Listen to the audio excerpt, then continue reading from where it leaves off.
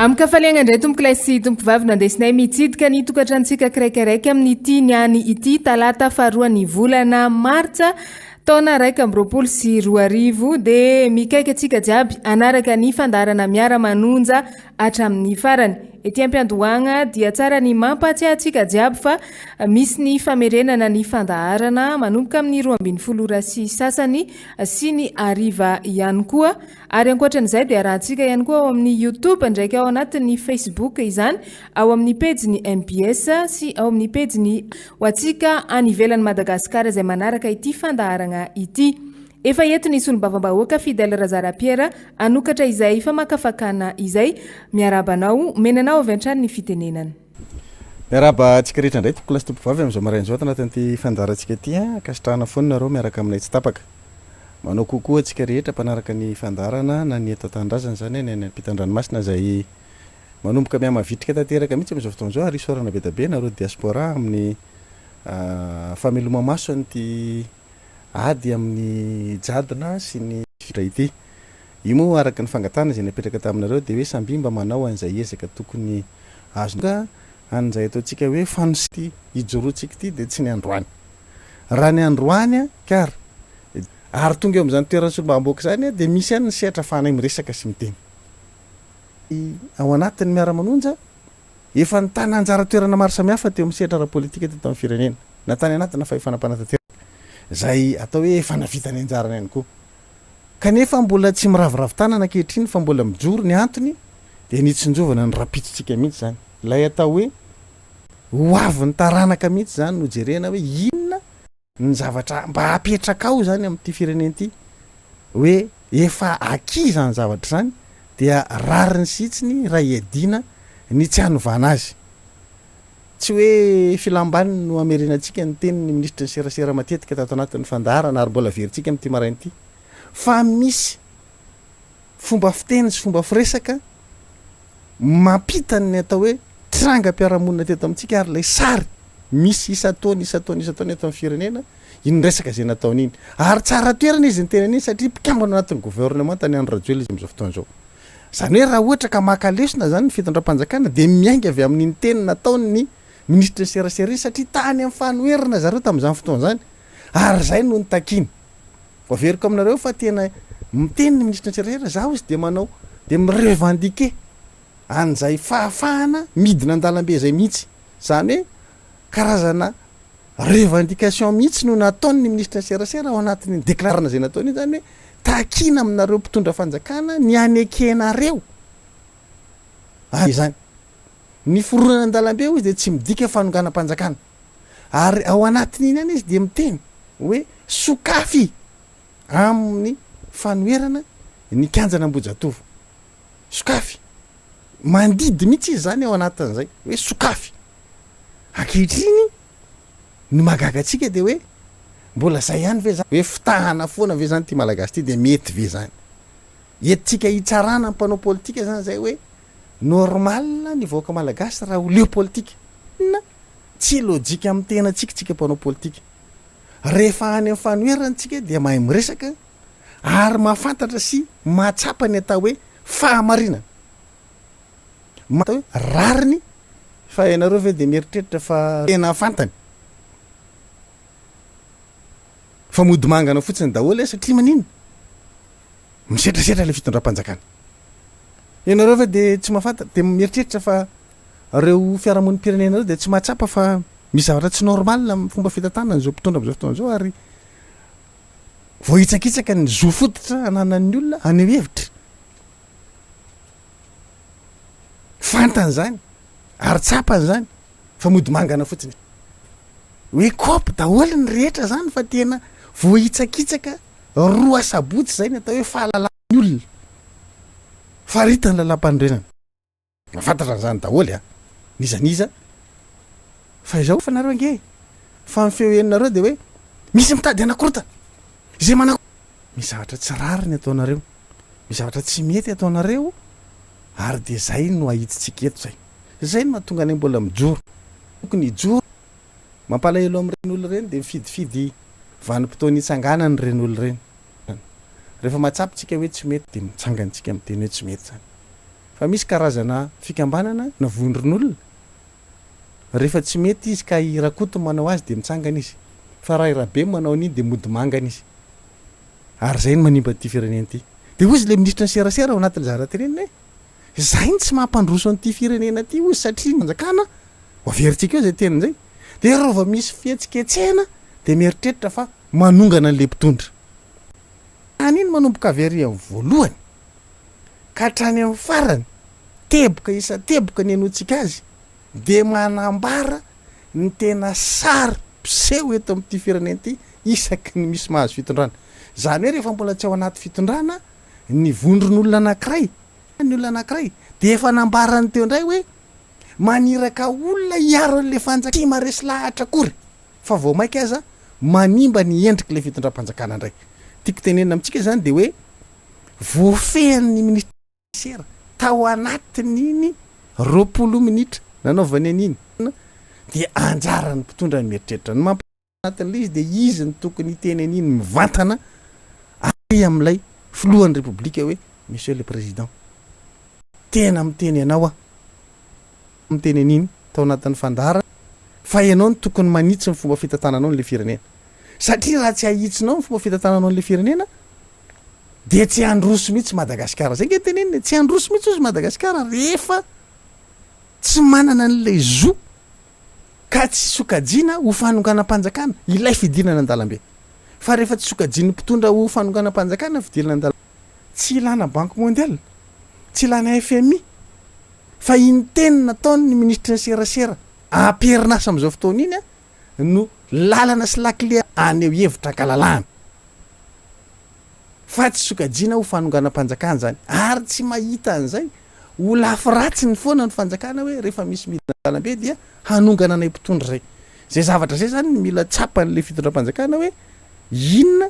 no adidy sy andraikitra tokony raisiny manoloana an'izao zavatra ataony Miara Manonja zao Miara Manonja mbola tsy niteny mihitsy zay hanongam-panjakana efa niteny foana tsika tato anaty andarana isak'izay manao zavatra tsika hoe io nge tsy mila ongany fa mangamasaka io e matoa tsika zany teny an'izay a dia tsy no miprimé ato anatin'ny Miara Manonja fa ny fametrahana ny fahafahan'ny olona maneho hevitra ankalalahana na izy na isa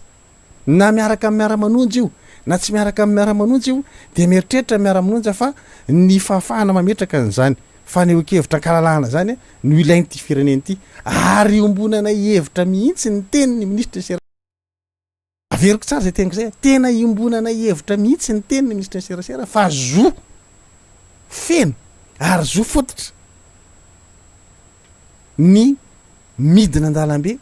rehefa misy zavatra takina ny mampalahelo atao anatin'le izy de tsy serasera tamin'izy ny teny hoe zo fototra ane le midina an-dalambe ka firanareo an'le mpianatra manao fitakina ny zoany satria ka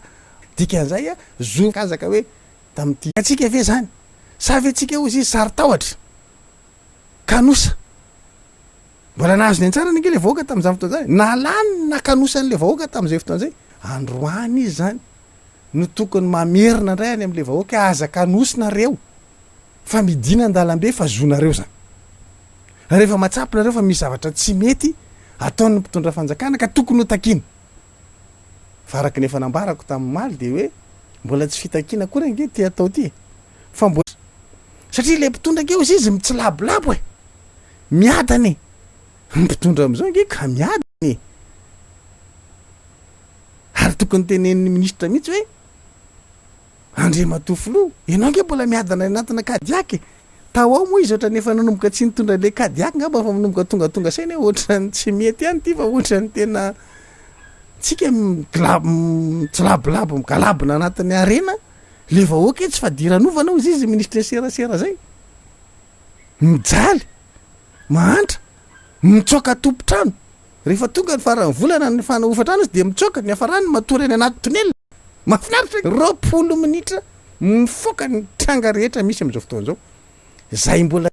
vana raha tamin'ny 14 izy no nyteny an'izany ka nampanantena fitondrana andro rajoelona izay nanao fampelezan-kevitra fa anova amin'ny fiainan'ny malagasy androany tsika mamerina an'iny a dikan'izay mbola nitranga tamin'ny 14 ihany no mitranga fito taona ty aorina mbola zay ihany ny rythme ny mpitondra mbola miglabona ihany ianareo mbola mandeha kadiaka ihany rehefa tonga ny eritreritra reo atao mihitsy zay isiny rehetrarehetra ty amin'ny lalam-pirenena ty tapaha ny fitondram-panjakana ary any am'le tsy vita ditongotra fa tsy maintsy hoe miaritra ny mafy eo ianao zany mijaly eo miandry izy manao zany le mpitondra anao zay nany melesona hoe ny vao ny mpitondra dia migalabona tsy tratra ny fitohanana satria mipipapipa de tonga fa le vahoaka na tsy tratra ny fitohanana aza fa tohanana mihitsy hafa manko re tratra ny fitohanana fiarakodia satria misy fitohanana fiarakodia na tsy andehanany le taxi brosy de le vahoaka miandry tonga amiray maraina avy any atoliary ianao tonga eo atsirabe mijanona eo tsy miala eo le fiarakodia raha tsy amy dimy sasany ariva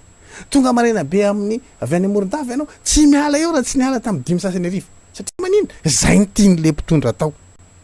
de eo le miaritra de ny tamin'ny 4 any ve no miverina ty am'raiky am'roapolo de mbola hitanareo misy fiovana ave zany de nefa rizany nampanantena zavatra be da be tena engavitsika le raha mato ministra angamba ny tena tsara mihitsy engaviana hoe mba alora anga ho tonga any am'le président mihitsy teneno mivatana le président mihitsy hoe tsy hisy fandrosoana mihitsy eto monsieur le président raha tsy mahazo zo hidina ary ny fironana an-dalambe monsieur le président tsy midika ho fanonganam-panjakana fa oka ianao tsy aya satria zay no mampiaya mpitondra ozy tsy raha ianao mihitsy ny tonga de miteny azy eo mivatana hoe monsieur le président tena mangataka feona aminao fa marina loatra nge reny zavatra nyteneniko tamin'ny 4 reny tonga ty fotoana anjaranao indray zao manitsy ny dianao de oka zay ty répression à la soviétique ty zay zany le zavatra tokony hipotra ao anatiny fa voafokany iny daholo ny zavatra rehetrarehetra ary de tena hoe tsisy madilana ho tetenina tena marina e teny gasy hoe tsy misy ny madilana ho tetena tena tsisy feno tanteraka ny vahoaka nahazo ny anjarany ny mpitondra nahazo ny anjarany ny mpanohitra nahazo ny anjarany ny meny ny anjarany daholo tout le monde samy maka ny anjarany kely ao anaty zay de samy mifoaka zay manandrify azy mba ahafahana mieritreritra amin'ny fampandrosana ty firenena ty zay ny lalana mampandrosa le firenena ary zay ny lakile mampandrosa le firenena de ny hoe aleo avela mirona ny an-dalambe ny vahoaka zay vao misy fandrosoana ary tsy makasaina ratsy amin'ny fironana ny vahoaka ny an-dalambe fa tsy midika ho fanongana-panjakana zany ary tsy tokony eritreritra an'izany mpitondra de za matena mangataka mihitsy zany ministre ny serasera mihitsy ny teny amin'ny président calme ianao calmos fa ny fidinan'ireo any an-dalambe tsy midika fanonganana anao ataovy ambony ny ondana tsisy tokony mampieritreritra mihitsy nge izy tokony anao an'ireny zavatra natao tamin'ny sabotsy reny le tompona ndraikitra ty amin'ny tany filaminana tokony rassureny le ministre ny serasera zany le président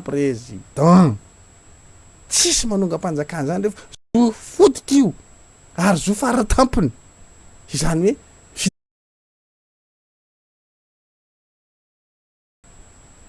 hoe sa de tenenina rendray hoe miteny tare am'zany fa le fa engany mbika handeha hiakatra hitetiky fahita lavitra ozy reo mercenaire reo mercenaire politique lesona ranga ty tsy bebe niny tena inorona pe zany tokony ataon'le filoha eo akaikiny eo mihitsy de averimberiny enony matetika hoe inona le teoria ny ministre ny serasera ohatra ny tena mety tsara mahomby manavitra nyty fireneny ty ary androso Madagasikara mitodika ty amitsika ny masony zao tontolo zao monsieur le président iny teny ministre ny serasera iny de mampitodika masony zao tontolo zao ty hoe ay za renao mampiatra an'ity ve anao sa tsy mampiatra an'ity fa manino ianao tsy mampiatra an'ity ny tena tsara amin'iny soratana boky tena tonga de soratana boky iny de atota hoe tena zo fotroreta tsy ponina tsirairay mihitsy iny atao ohatra n'iny namakiny anazy mihitsy fa atao vadika boky ohatra ny tena mety hoe mba ianara mpitondra rehetra zay fandimby fa hiadana sofinaritra tokoa tsika raha zay ny zavatra misy eto ary tsara ny manamarika fa iny zany de tokony apetraka ihany koa zaraina mpikambana anatin'ny gouvernemanta hoe mba samy mamakimaky kely an'ity boky ny ministre ny serasera ty tsika zay soratana tamin'ny 4 tory lalana Stormark ho an'ny tsirairay fa tena androso Madagasikara raha reniny tanteraka. Zay tsy miteny mifanohitra amin'izany tsy miteny mifanohitra amin'izany mihitsy tena androso tokoa Madagasikara. Ka foana le vahoaka. Fitahantsika mba azahoantsika toerana dia ataontsika tohatra izy ary ny motera anodonantsika an'le tohatra satria le tohatra le ohatra le any amin'ny grande surface reny le mandeha motera mampidina an'le tohatra de reny fitaka ataontsika reny hoe zao ity iry de sodoky izy kanjo inona ny teo hoy zoko bureau limercia avatra zay nampanedana mbola tsy nalazo akory ny ravina ny nanana mbola ao anaty fanjakana tanteraka mihitsy le ministre ny serasera mbola tsy narazo mihitsy zavatra nytenenina ny zavatra misy ankehitriny ka tsika dia mijoro amin'izany ary mitona anareo vahoaka an'Antananarivo tsy mbola izy rehetra fa ny ampahany ny anazy iny midina an-dalambe ny atsika tsy midina an-dalambe fa hoe eny amin'ny somandrakizay amin'ny asabotsy zao iain'ny tatitra ataon'ireo solombamboaka ny azy fitakiana amin'ny zavatra tsy vitan'ny mpitondra ty mbola tsy zay fa mbola tatitra fotsiny aloha ty tatitra dia matatitra zay de ireo solombamboaka voafidy teto amin'ny boriboritany enina tato anaty Antananarivo renivohitra no zany hoe asiana karazana manifestation entina isariana ny olona mba tsy hoany amin'ilay tatitra zay ataony solombamboaka ny Madagasikara voafidy tamin'ny anarany antoko tiako Madagasikara tamin'ny tanàna Antananarivo de io zay hoe zay le ala sovietika tenen'le ministre zay hoe fantatrao fa misy an'ilay hetsika ataony lay fanoerana miantso ny olona hoe ny somandrakizay de anao zavatra hafa ianao zany aty hafa aty manodidina aty hoe mba tsy hoany le olona atsika eto de mametraka hoe raha ohatra ka tianao lay tanyrazanao dia arahantsika ny teorian'ny ministre ny serasera hoe ny fijoroantsika hitaky an'izany fahalalany fanehoan-kevitra zany zay ny zava-dehibe ho an'ny taranaka faramandimby zany fa tsy ho antsika androany akory zany fa mbola hoe ho an'ny taranaka faramandimby hoe io fa hita an'izao tontolo zao fa any Madagasikara de misy ny demokrasia ary nitaky an'izany ny solombamboaka nitarihan'ny solombamboaka atao anatiny antokotiko Madagasikara de nitaky ny sininy zany fahalalana maneho hevitra zany ary notriny vahoaka rehetra tsy akanavaka na tima izy na inona na tsy tima na mpanohitra izy na tsy mpanohitra nanotrina tao amin'izany satria maninona zava-dehibe ary manao zavatra tsy misy korotana fa ampilaminana tanteraka zay le hoe hetsika pasifika anaovantsika azy hetsika tsy misy korotanana nankely ary no entintsika mampiseho mason'izao tontolo zao fa limpivoarantsika ary andriantsika ohatra nakandriamaso azy zany atao hoe demokrasia sy fahalalana maneho hevitra zany ny zo fototra nanan'ny olona tsiraray anana fahalalana to ministera daolo hoe tokony manana zany zo zany tsika anao fihetsiketsehana zo amin'ny fahalalana fanehoan-kevitra zany rehetra zany mitambatra zany dia isan'ny voafaritra tao anatin'iny resahana iny ary tsika ny ametraka an'le izy hoe andao ary ho takitsika zany ary asehontsika eny so mandrakizay hoe mitaky an'izany zo fototra zany tsika ary ametraka an'izany eto amin'ny firenena ny mpitondra fanjakana dia resentsika lahatra amin'ny tenin'ny samy mpitondra raha itsika manko no miteny de ohatrany hoe de mety hoe resaky ny inge nentinay mandresy lahatra anareo tsy feo anay ty fa feo any olona avy ao anatinareo ao feo ny olona miara mitantana aminareo am'izao fotoana zao ka mba eno ity teninareo ty fa raha zahay no nyteny aty de hoe aka ny anay letrezana fa mety zay ny eritreritra faratapo fa ity tena ny avy ao aminareo no milaza tsy anytany dia mandroso Madagasikara satria na ny teninareo tsy maharesy lahatra kosa nareo marina loatra nge zany na hainareo ary zany zavatra tenenin'ny vavanareo tsy maharesy lahatra nareo inona ntsony moa fandrosoana andrasanao amin'ity Madagasikara ty ko ny mpitondra antsika androany mihitsy rehefa mpitaribato vilam-bavaka inona tsony raga ty ny ampandroso eto rehefa mpitondra anao androany no mpitaribato vilam-bava fa raha ohatra ka ny mpitondra anao androany ny manao modiry de androsontsika ary samy miezaka ho tonga am'izay ary akily izy am'izay fotoana zay ka na izy hitondra eo fotoana fahalalana fanehoan-kevitra ny zo fototra midina an-dalambe ary tsy midika fanongana-panjakana ny foronana an-dalambe io ny ataontsika filamatra netra io na izy mitondra rehefa ohatra ka eketsika zany de io ny andresena lahatra anareo monsieur le préfet resena lahatra amin'ny tenin'ny ministre ianao ministre io teny io monsieur le préfet ministre be zao fa tsy le mpanohitra député kely dondrina le nisanjato fa ministre be baka plus 24 io miteny aminao io hoe zo fototra numéro ny an-dalambe zay moa fa sokajinareo hoe dondra de fa leonay mananja tena fa ny anareo ny ka ho atsika dia toromarika tsika fa mbola isy ny toromarika manomboka rapitso makany zany apetraky tsika ato anaty ty fandarana ty andaminatsika ny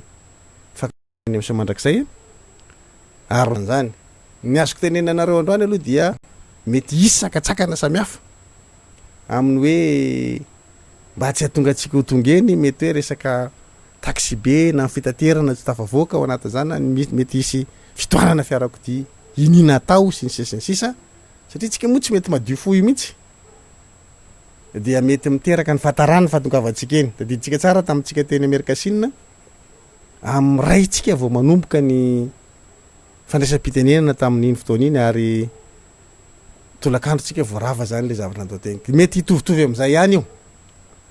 de zay mahatonga hoe mila manaraka tsara ny toromarika zany tsika satria ao anatin'le fandaminana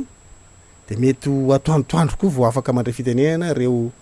sombamboaka zay talitra satria tsika mety mbola misy andrasana ho taraikiraiky vokatr'izay zavatra rehetrarehetra zay satria mety mbola misy ny mandeha tongotra raha ohatra ka sanatriany zany sanatriavitsika aloha izy raha sanatriany zany fitaterana de afaka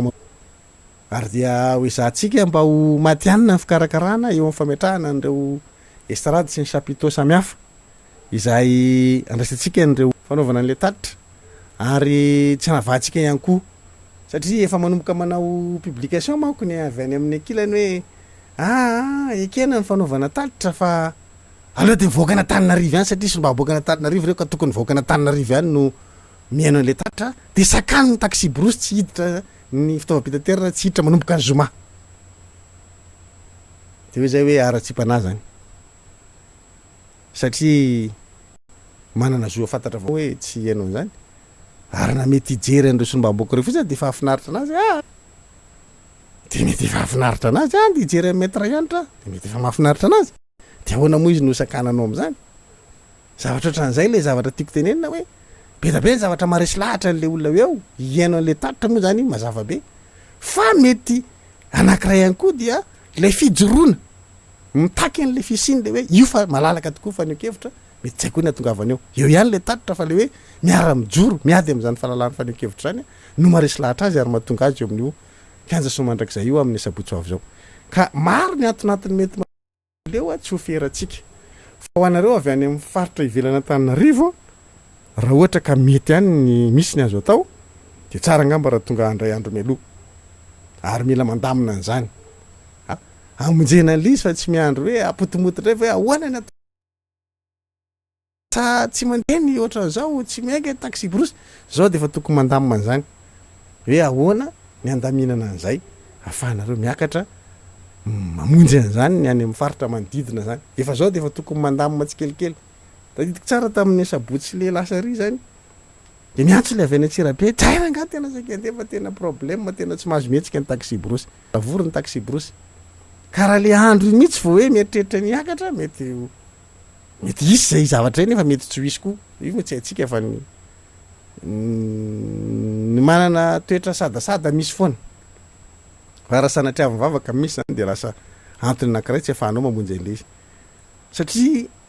ny raha-pirenena fahafinaretana ho azy mihitsy le hiakatra amonjy an'iny zavatra iny zany amonjy an'iny tatitra iny fahafinaretana ho azy tsy anaka ny ato anatiny boroby manodidina moa zany mazava ho azy ka anoizatsika an'izay toromarika reo le feo an'ny ministra satria araky ny nampanantenaitsika de hoe averintsika isan'andro ty satria ty zany ny lesona zay tsara fantatsika tsirairay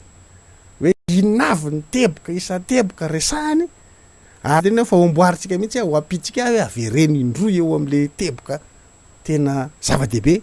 mba ho tena hoenitsika tsara hoe zay marinaka zany ny lesona tokony mena mpitondra rehefa tonga eo amin'ny fitondrana mpitondra anankiray na izy na izy de manaraka ny tia torevitra avy amin'ny raha mato-ministra ny serasera tia no tokony ataony ary tokony ondanany mihitsy iny raha natao boky kely de miondana ny mihitsy reto zany ny toromarika avy amin'ny ministra ny serasera dia fadefasako ny feo an'ny ministra ny serasera ty fa nivoatra hitondra ny anjara fitenenena ihany koa toy ny mazatra dia makasitraka atsika rehetra samby hotain'andriamanitra veloma tompo fitakina io ary droit ny citoyen rehetrarehetra sy tena zo zany ary aza donoina ao fa ny fianakavimby raisam-pirenena zay tena tsy mankasitraka ny coup d'état kanefa tena miteny mihitsy aizany droit ny olona imanifeste ajao io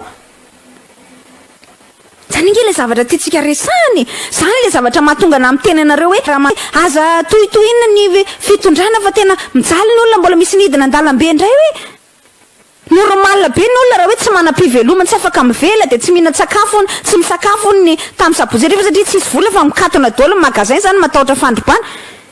andraikitra ny fitondram-panjakana zany andraikitra ny fitondram-panjakana zany ao anatin'le izy ireo amin'ny fomba tsy miangatra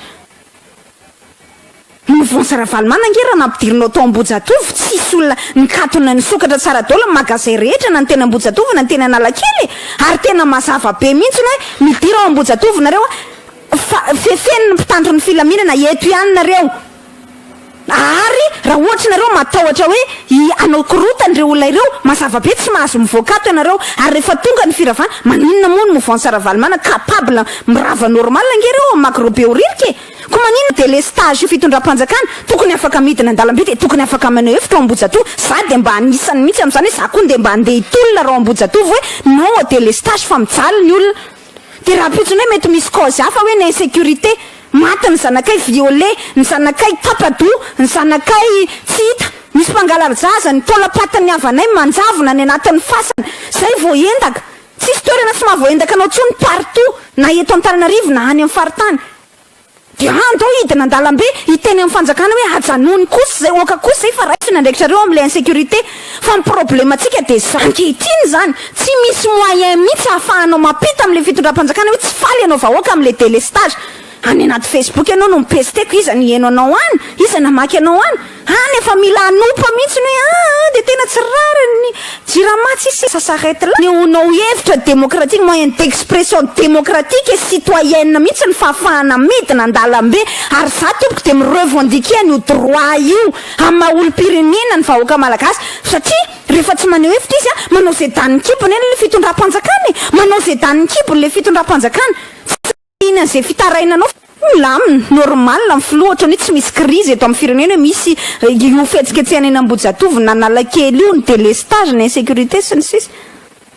de zay le teniny koa raha ny tokony ho izy zao manana droit aneho hevitra ny olona hoe non zay kosa tsy manaiky an'ity délestage ty tsony ndao irona an-dalambe mirona an-dalambe tsy midika manongana fanjakana tompoko mirona an-dalambe tsy midika manongana fanjakana tompoko mirona an-dalambe tsy midika manongana fanjakana tompoko mirona an-dalambe tsy midika manongana fanjakana tompoko fa ny mirona an-dalambe zany ohatran'izay le teneniko anareo contre la vie chère ny andava contre le mariage pour tous pour telle raison de manao fihetsiketsehana ny olona any de misy indray zao le hoe PMA procréation médicalement assistée ngamba izy zay raha tsy diso ahako le hoe mère porteuse zany zay ngamba ny tena malaza azy voafarany teo tany Frantsa nanao fihetsiketsehana tsy misy midika mihitsy hoe manongana ny Hollande nefa Hollande zay anisan'ny farany zay tsy tia mbahoaka mihitsy koa ao Frantsa ao fa tsika rehefa mbola tsy ny toetsaitsika fa ny antizy mpitondra de hoe sao de iongana foana ny antizy ny mamaiky an'le vahoaka satria zay le tradition nampianarina atsika de hoe vao midina an-dalambe de manongana foana ihany koa tsy voatra mihitsy ty fireneny ty de tsy ametra-pantanina ve hoa le mpitondra fanjakana hoe a 9 mois ny fipetrahany eo amin'ny fitondrana de efa sakoroka sady indray ny eny analakely l'histoire est un éternel recommencement de miverina foana zany de miverina foana zany de mipanika le fitondram-panjakana de inona mba réaction hitany alefa daholo ry dinosaure politique rehetra izay efa tsy maharesy lahatra olona tsisy crédibilité torameo any tena fa jerena ray ohatra ny tena sadasada daholo zay mitrango anaty fahita lavitra rehetra tsy miteny ny endriny sao de misy miteny hoe niendrika andray io teneniko mba tsy mety koa zany any lalatiny zany fa na le hoe ity karazany olona ity ndray de andeha hiaro an'le fanjakana de hitanao mazava tsy misy anamaritana anazy fa mialatsiny am'le teniko masika hoe mercenariat politique any ny azonao amaritana azy c'est du n'importe quoi tsy menatra ve le fitondram-panjakana hoe raha vao maika mba tokony hiaro azy ny object ny tanjona ny inverse an'izay ny tanjona tratra vao maika sorena ny olona de mizapy de mahita de mizapy de mahita na hiteny fahazato faharivo eo azy reo le mercenaire politique reo mety hainao manjery de hoe andeha any amin'ny faritany indray ony andeha anao ino moa zany anasany anasan'ny atidohan'ny olona zany hoe tsara ty fitondram-panjakana ty fa oka mba ilamina fa tsika hanao fampandrosoana tsy mahavan'ny olana zany satria ny olany vahoaka tsy any mba te hanana ny ambarany koa ny vahoaka malagasy amin'ny dideratsiraka amin'ny Zafy Albert amin'ny Ravalomanana amin'ny Rajoelina amin'ny Rajonary Mampianina fa le vahoaka malagasy mba te hanana ny ambarany ve mba nisy ny eritreritra hoe ahoana ny anaovana anazy maninona ny boîte de rose ny firenena navelanao mandeha fotsiny nefa ianao nidradradrandra tamin'ny fomba ofisialy sy tamin'ny fomba solennel mihezinezina fa hoe hiady amin'ny boîte de rose io aizy zao zany ary reo teny menao rehetrarehetra tsy taterahanao reo promesse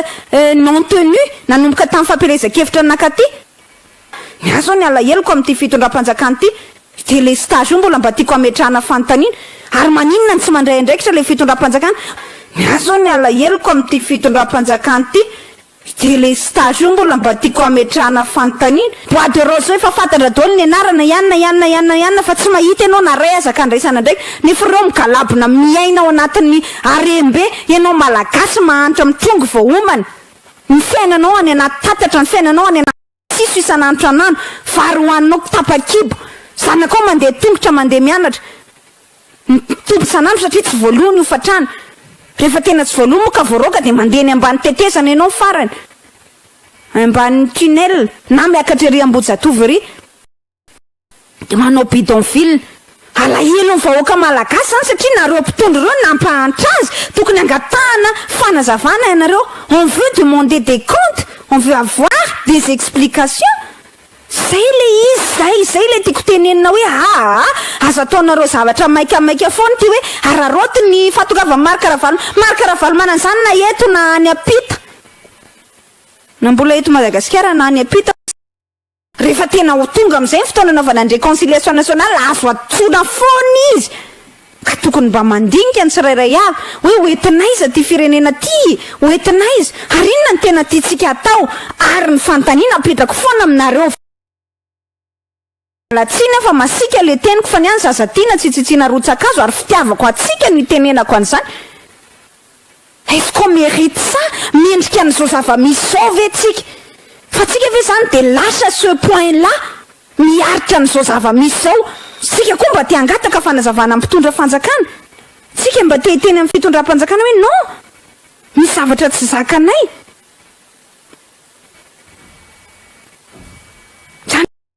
fanontaniana apetraka daholo ary mba tiana angatahana fanazavana zakanareo zany le tsisy jiro sy rano zakanareo zany le délestage zakanareo zany le insécurité zakanareo zany zao zava-misy iainana zao ka raha zakanareo de fio ary nandray tsika ohatrany te ametraka fanontaniana hoe tsika mihitsy ve ny lasy tsika mihitsy ve ny kanosa de miaritra an'le tsao ka raha zay ary noho izy moa akory atao zako manaitetra sy mampifoa atsika indrindra mampite hanosongozana o zay namako zay mampite hanosongozana mifo azy ndry zay le tenena de ohatran'izay mihitsy le tiako tenena atsika hoe tsika vahoaka ve de kanosy ny fanehoantsika hevitra tsy midika velively fa manonga-panjakana ary za tsy d'accord amin'ny fanongana-panjakana fa za kosa de mametraka fa tokony hozonao ny maneho hevitra ary za de raha pitsy afaka pitsy ndao aneho hevitra eny an-dalambe atsapany le fitondram-panjakana efa tsy zakatsika intsony de andao andeha ao amikanjana Ambojatovo meo alalany zay imanifeste de hitany eo hoe maro be ny vahoaka ahoana ny tsy teny izy fa tsika tsinona amin'izao fotoana izao on se laisse faire ka mipetraka ny tsika de miaritra trèfle ozy ny fitenenan'ny tanora zay de tsisy raha iny mpitondra atsika satria izy miaina foana mifo izy maraina mihinana petit déjeuner mahafinaritra tonga ny atoandro mipitondra ao amin'ny colbert mitsilabolabo mikalabona ka mpitondra tsinona milamina ka mpitondra tsinona normal raha ohatra lavitry ny considération anao vahoaka mijaly le mpitondra satria izy na ny embouteillage raha tsy heretany ianao sady eo anatin'ny embouteillage ny tsy empoka amin'ny mahamay ianao tsy mba afaka amin'ny se permettre mandefa climatiseur satria mitsitsy lasantsy ho an'izay manana fiara zay tsy manana fiara moa de mandeha tongotra eny de tara mirima le iry zany teneniko zany de tena tenenao anatin'izay de hoe mijaly le vahoaka malagasy fa matoa le vahoaka malagasy antsana lalina be ny mpitondra fanjakana azy tsika de tsy raha mpitondra fanjakantsika satria izy mifoa miainga any an-tranony izy ho an'ny filoa moa zany mifo satria izy mbola mipetraka any avoaloha de mifo izy de eo am'braony aucun problème avec les embouteillages, la pollution, le hafanana, izy mbola afaka mandefa climat ihany koa anatin'ny fiarany raha ohatra ka sendra mivoaka azy izy ary izy raha mivoaka misy cortège tsy miaritra ny embouteillage tsy miaritra ny fijalianao de normal izy raha tsy mahita ny fijalianao fa ny any tokony ahitany fijalianao de enao vahoaka mampiseho azy hoe mijaly zany délestage zany tokony azo hitinana an-dalambe mihitsy zany amin'ny alalan'ny fandehanao Ambohijatovo ary zay no mahatonga amin'ny teny hoe sokafy io Ambohijatovo io afahan'ny olona manao hoe tsika mitondra banderole ianao Andriamatoa fa ao ny problème na délestage tsy rahan'le mpitondra ngetsika zany no mahatonga ny olona any an-dafy rehetra any ary zany pratique démocratique zany tsy tokony amezatsiny ny vahoaka malagasy mihitsy raha ho tonga amin'izany maninona ny any an-dafy any contre la vie chère manao fihetsiketsena mitondra vilany eny an-dalambe akapokapo ny vilany eny an-dalambe mitondra sotro mitondra vilia mitondra inona milahatra ny azy ara zany milahatra à des kilomètres et des kilomètres de distance fa niary zany mba ozy hoe allo Ambohijatovo zany pour éviter les débordements satria tsika malagasy mbola tsy mahay mifehy zay le teneniko anareo hoe tena antsana lalina be ny mpitondra fanjakana azy tsika de tsy raha mpitondra fanjakantsika satria izy mifoa miainga any an-tranony izy ho an'ny filoa moa zany mifo satria izy mbola mipetraka any avoaloha de mifo izy de eo am'braony aucun problème avec les embouteillages, la pollution, le hafanana, izy mbola afaka mandefa climat ihany koa anatin'ny fiarany raha ohatra ka sendra mivoaka azy izy ary izy raha mivoaka misy cortège tsy miaritra ny embouteillage tsy miaritra ny fijalianao de normal izy raha tsy mahita ny fijalianao fa ny any tokony ahitany ny fijalianao de enao vahoaka mampiseho azy hoe mijaly zany délestage zany tokony azo hitinana an-dalambe mihitsy zany amin'ny alalan'ny fandehanao Ambohijatovo ary zay no mahatonga amin'ny teny hoe sokafy io Ambohijatovo io afahan'ny olona manao hoe tsika mitondra banderole ianao Andriamatoa fa ao ny problème na délestage tsy rahan'le mpitondra ngetsika zany no mahatonga ny olona any an-dafy rehetra any ary zany pratique démocratique zany tsy tokony amezatsiny ny vahoaka malagasy mihitsy raha ho tonga amin'izany maninona ny any an-dafy any contre la vie chère manao fihetsiketsena mitondra vilany eny an-dalambe akapokapo ny vilany eny an-dalambe mitondra sotro mitondra vilia mitondra inona milahatra ny azy ara zany milahatra à des kilomètres et des kilomètres de distance fa niary zany mba ozy hoe allo Ambohijatovo zany pour éviter les débordements satria tsika malagasy mbola tsy mahay mifehy zay de fehezam-pitandro filaminana de ao aloha maneho hevitsika hoe non ok'izay ty délestage tena mandripaka tena mampijaly mamono vahoaka ity tena mamono vahoaka nge le délestage tsisy ninina azonao atao ary io tsisy maro zao alahady de mbola tapaka ny tsiro teny ivandro sy ny manodidina teny mandritra ny ora maro andro alahady za moa zany de tsy miresaka tsony za manana fianakaviana ny Toamasina fa tena isan'andro san'andro menina sara raha misy jiro manomboka mivaly marana ka midimy ora riva tsisy jiro tsisy ninina azonao atao zany potika daholo ny zavatra ao an-trano de mendrika an'izany fetsika vahoaka malagasy reto mendrika an'izany fetsika ny any an-dafy any na de hoe suppression na personnel isy fotsiny aza anatina orinasa anankiray de efa mampidina an-dalambe ny olona fa tsy midika fanonganam-panjakana mihitsy zany ary tsy matahotra Barack Obama hoe François Hollande raha ohatra ka nidina tamin'ireny le nisy an'le hoe inona moa ty izy teo saika anakatonana usine zany tany Frantsay ireny tany Bretagne raha tsy diso aho nidina an-dalambe fa tsy hoe matahotra Hollande mizongosina ny sezako iongana non isan'andro any Maison Blanche eo alohan'ny Maison Blanche any États-Unis ary za témoin an'izany nahita maso isan'andro eo alohan'ny trano fotsiny ny firenena mikamy zany eo alohan'ny trano fiasana ohatrany hoe eo alohan'ny io lapany Ambohitsiroatra io misy olona manao fihetsiketsehana foana manohitra ny guerre tany Afghanistan manohitra ny guerre tany Irak manohitra ny zao manohitra ny fatatsika zao tany nisy an'le tovolahy mainty nodaroany mpitandro ny filaminana Michael Brown ny anarany de mitsiketsika ny olona manohitra an'izay fa tsy hoe matahotra Barack Obama ao Maison Blanche ionganeto raha misy manao fihetsiketsehana ionganeto raha misy manao fihetsiketsehana ionganeto raha misy fihetsiketsehana ka maninona ny atsika no atira vao misy hoe mia fihetsiketsehana fotsiny na fihetsiketsehana inona na inona de tonga de matahotra iongana foana le fanjakany fragile nge zany le fanjakany matahotra le fanjakana ary normal le fanjakana hoe fragile de manao panika de manaonao foana ohatran'io raha zany ao amin'ny toeran'ny filohan'ny repoblika ary mba hampitiavana ny tenenako azy an'ity fean'izay resako zay andriamatoa filoha raha rao reny olona ao anatin'ny MSA inona zay mipotra amin'ny fahitalavitra reny vao maika mahasorenany olona aminao ary tsy reny olona reny nge mahasorenany olona fa tena hoe mba tsy mety koa sy ty ataon'le filoha pireneny ity reny olona reny vao maika manimba ny imaginao ary mandrava ny crédibilité anao satria hita olona mazava hoe tsy hitandray zay atao de manao fikaramana anady ara-politika fa tena raha zany ao amin'ny toeran'ny filoha le mode le fomba fanaovana le communication aloha de tena la soviétique mihitsy tamin'ny andro ny amiral Ratsiraka nge nahitana andreny tamin'ny révolution socialiste hoe raha vao misy anna kely de mipotra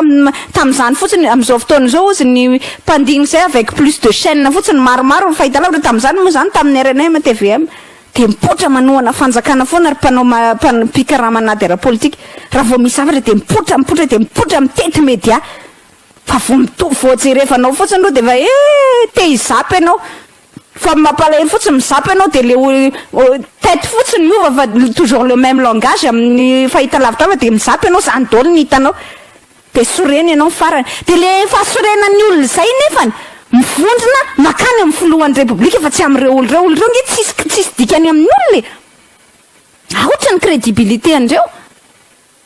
fa makany amin'le filohan'ny repoblika le mécontentement ny olona de lasa il capitalise le mécontentement tsy haiko na fiteny zany fa paradoxal zany zavatra teneniko zany le capitalisena manko ohatrany hoe dans le sens positif du terme fa iniko atao an'izay mihitsy mba hahitantsika hoe misy zavatra paradoxal mamenatr'olona ao anatin'io raha io lasa mivondrona ny filohan'ny repoblika daholo mifahatezeran'ny olona ray manontolo anka ny zanaky dada tezitra aminao ny tsy zanaky dada ihany koa tezitra aminao hoe maninona ny tsy voafehanao fihetsiketsihan'ny zanaky dada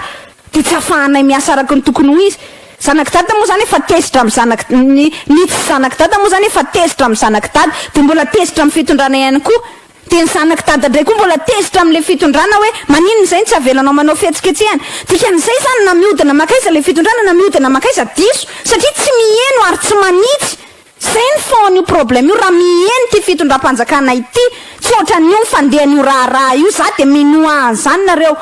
fa tsy miheno mihitsiny ho tonga amin'ny fitenenana hoe anarina foana fa tenenina foana fa zay vao tena nenina tokoa raha ohatra ka ho tonga amin'ny tena hoe fanonganam-panjakana tokoa fa ny amin'izao aloha zavatra tokony azo fehezina tsara fa ny ao any tiako hisariana ny sainy le fitondram-panjakana de tsotra hoe raha sy volana ianao tao ariana ny petrahanao teo amin'ny fitondrana de efa misy an'io zavatra io mandiny tena tompolasy tompovavy ho atsika piray-tanindrazana androany atalata faharoa volana mars fa le miarabanareo Miara Manonja miarabanareo ty nama koa mpiara mitolona ato anaty Miara Manonja io hoe debity nama sy ny namana rehetrarehetra izay ato anaty Miara Manonja ity am'izao talata miray zao na tiana tsy tiana any aminay ny arivo mamoany de misy tsena ary manaraka an'ity tokoa ny antratany tsy madilo any de kopakopatana ho anareo milany avatra arivo mamo tsy madilo Ambatomanga Mbo Masina fotoana anaovana itsona tsy anaovana itsona sady ilazana ny zava-marina sa zava-misy voalohany koa miaraka rehefa ienitsika de amin'ny sabotsika zany de anana fotoana goavana fotoana satria tamin'ny tao alohany tamin'ny tapabolanytsika raha tokony amin'ny 13 mai de ny zahany tao amin'ny préfet de police niaraka tamin'izao tompona ndraiky mpanjakana ato amin'ny fitondrany ity fa hoe omena anareo ny somandrakizay somary nanao anaina nefa atahoana moa fa de iny zany no tiany de zay ny nanapahakevitra hoe amin'ny sabotsy zany isika menakavy de tena ho any amin'ny somandrakizay tokoa satria akatsodra satria tena metraha mipapa midira mipapa vo teto Madagasikara vo tona vo aingana toa voarandro tona volana maromaro zay ka ity afinatra mitsodrano ara-panao omen'ny toerana zay misy atsika zany fa ny ahitana no atao ho atsika zany ho atsika rehetrarehetra ho atsika tsy miteny hoe tsy tenitsony hoe sahirana tena sahirana ianao sahirana sairantsika menakavy zay ny tonomana ao anatiny ty miara manonja ity tolontsika ho am'fafahana toraka iaraka amin'ireo député eto Antananarivo renivohitra zany hoe tsara ny amafisina fa somandrakizay a eo anatin'ny firaisana dimy zany eo amin'ny député fetra zany tsy lavidavitra zay fa ao anatin'ny fivondrona Antananarivo renivohitra na commune urbaine Antananarivo ny firaisana dimy misy mana tena fa tena fafinaretana ho atsika ny amin'izany toerana izany izy ko moa tsy de lavitra fa vao miala eto tsara sotra ianao de itsy larobe mbo ivandry de fa tonga asa kilometra ray ngamba de tonga am'le toerana manentana zay tongava maro ny tatitra efa fantatsika fa tatitra tsy maintsy ho atao e na izany no teny hoe ohatran'izao tatitra manao ny tatitra sainga ho atao toko lasy toko vavy de mipetraka tsara ao anatin'ny zavatra nyainana inona zava-misy ao n'ity firenenantsika ity inona ny zavatra iainany malagasy ary inona no avy malagasy atsoatsy ny zavatra iainana de zao somary gaga ihany satria mba nieno radio télévision anankiray raha vavy de nahenandreo namana avy any député avy any tsy mandrefana avy any Sakarany niena namako député tena tsy eo mihitsy ianareo mialatsiny tsy mana ratsy natria fa raha ohatra ka nresaka nentinao de tena hita hoe tena mpanaratra enondrano ny fitondrano satria le zavatra lazaina zavatra ohatrany rivorevo ihany rivorevo raisy mahabanky mondiale efemeresa fa nga tokony tenenina angely izy hoe ianareo mpitondro reo ihany ange ny lazaina fa lanim-bahoaka no teny fa tsy mila banque mondiale zy ny FMI atao inona indray any andrasana azy miaintsika zao amin'ny zava-misy zao ny aina mivoaka nanome ihany reo na de sy tokony amme raha tena lazaiko hoe raha tamin'ny toerana somary nanahirana ihany fa nanome tamin'ny fanampiana tamin'ny resaka covid-19 nefa no tsy fafozana ndra malagasy mahita ny amaolona de nanampy reo saingireny ny zava-misy ny any olona mpamatsy tezitra hoe fino le totondra eto fanjakana malagasy tsy izay ihany no tiako ambara fa hitatitra zay le izy tatitra zava-misy hoe inona ny tena iaina ny voaka malagasy izy adino reparetandrazanisany fa ao anatin'io tetobolam-panjakana zay matimatesanay tena nanaovana tena nikirizana mba hahafahana mamoaka ny tsara na tonga ny atezerana nisy hoe tsy zao ny hitondrana ny fiaina malagasy hoe atao fahoany adinro sy misy tsisy minitra azo atao hoe minitra zany ndresahana azy de tonga de hoe lany io manomboka amin'ny ozedra zany hoe kesina pina be de be zavatra fantsina ny eritreretiny député taty aminay raha lazaina moa député mifanovana tena zay niatika an'izany fanovana zay fa aloha azava marona fa tsisy fitao re député miresaka tamin'ny dina manjery reny tsy niatika fanovana le mato samy teny andreny fa fanovana de ndedavina de fiainam-bahoaka fitatana ny any-panjakana rehetrarehetra fitatana volam-panjakana fanasaovana vahoaka ny sosialy zany no matimatesanay tamin'izany fa sange hoe midina fanina sy midina nahitsy amin'ny zavatra tsy mety ay le zavatra fanokana-panjakana no natao de io irahantsika mahita zava-misy tsy tonga amin'ny alea satria tsy nahaizan'le olona mitatana fa raha nay nitatana hoe ianao zany ny fanokam-panjakana efa niaina tamin'ny sivy soa arivo ny titananao an'ity fireneny tikatra tamin'izany de mbola niampy ndray satria ele hoe teteza mitatra ny entinao de zao ndray mbola natao am'reny tsy fantatra na lany na tsy lany zany moa tsy nieritreritray fa raha aminay de ho hitatsika eo ihany no marina satria efa akaiky koa ny fahitana ny resaka doublon efa akaiky zany hoe ny marina ho hitatsika atsoatsy ihany koa fa raha miteny ianao de hoe inona le tatitra mpiasika an'io amin'ny tetobolam-panjakana io na mpiasam-panjakana ianao mba jereo anatin'le izy nangatahana tamin'izany nisy ninina nisika tombotsoanao ny zavatra nisy fa nytetobola tany aminao akoatra ny eo amin'ny ministère ny finance misy any ministra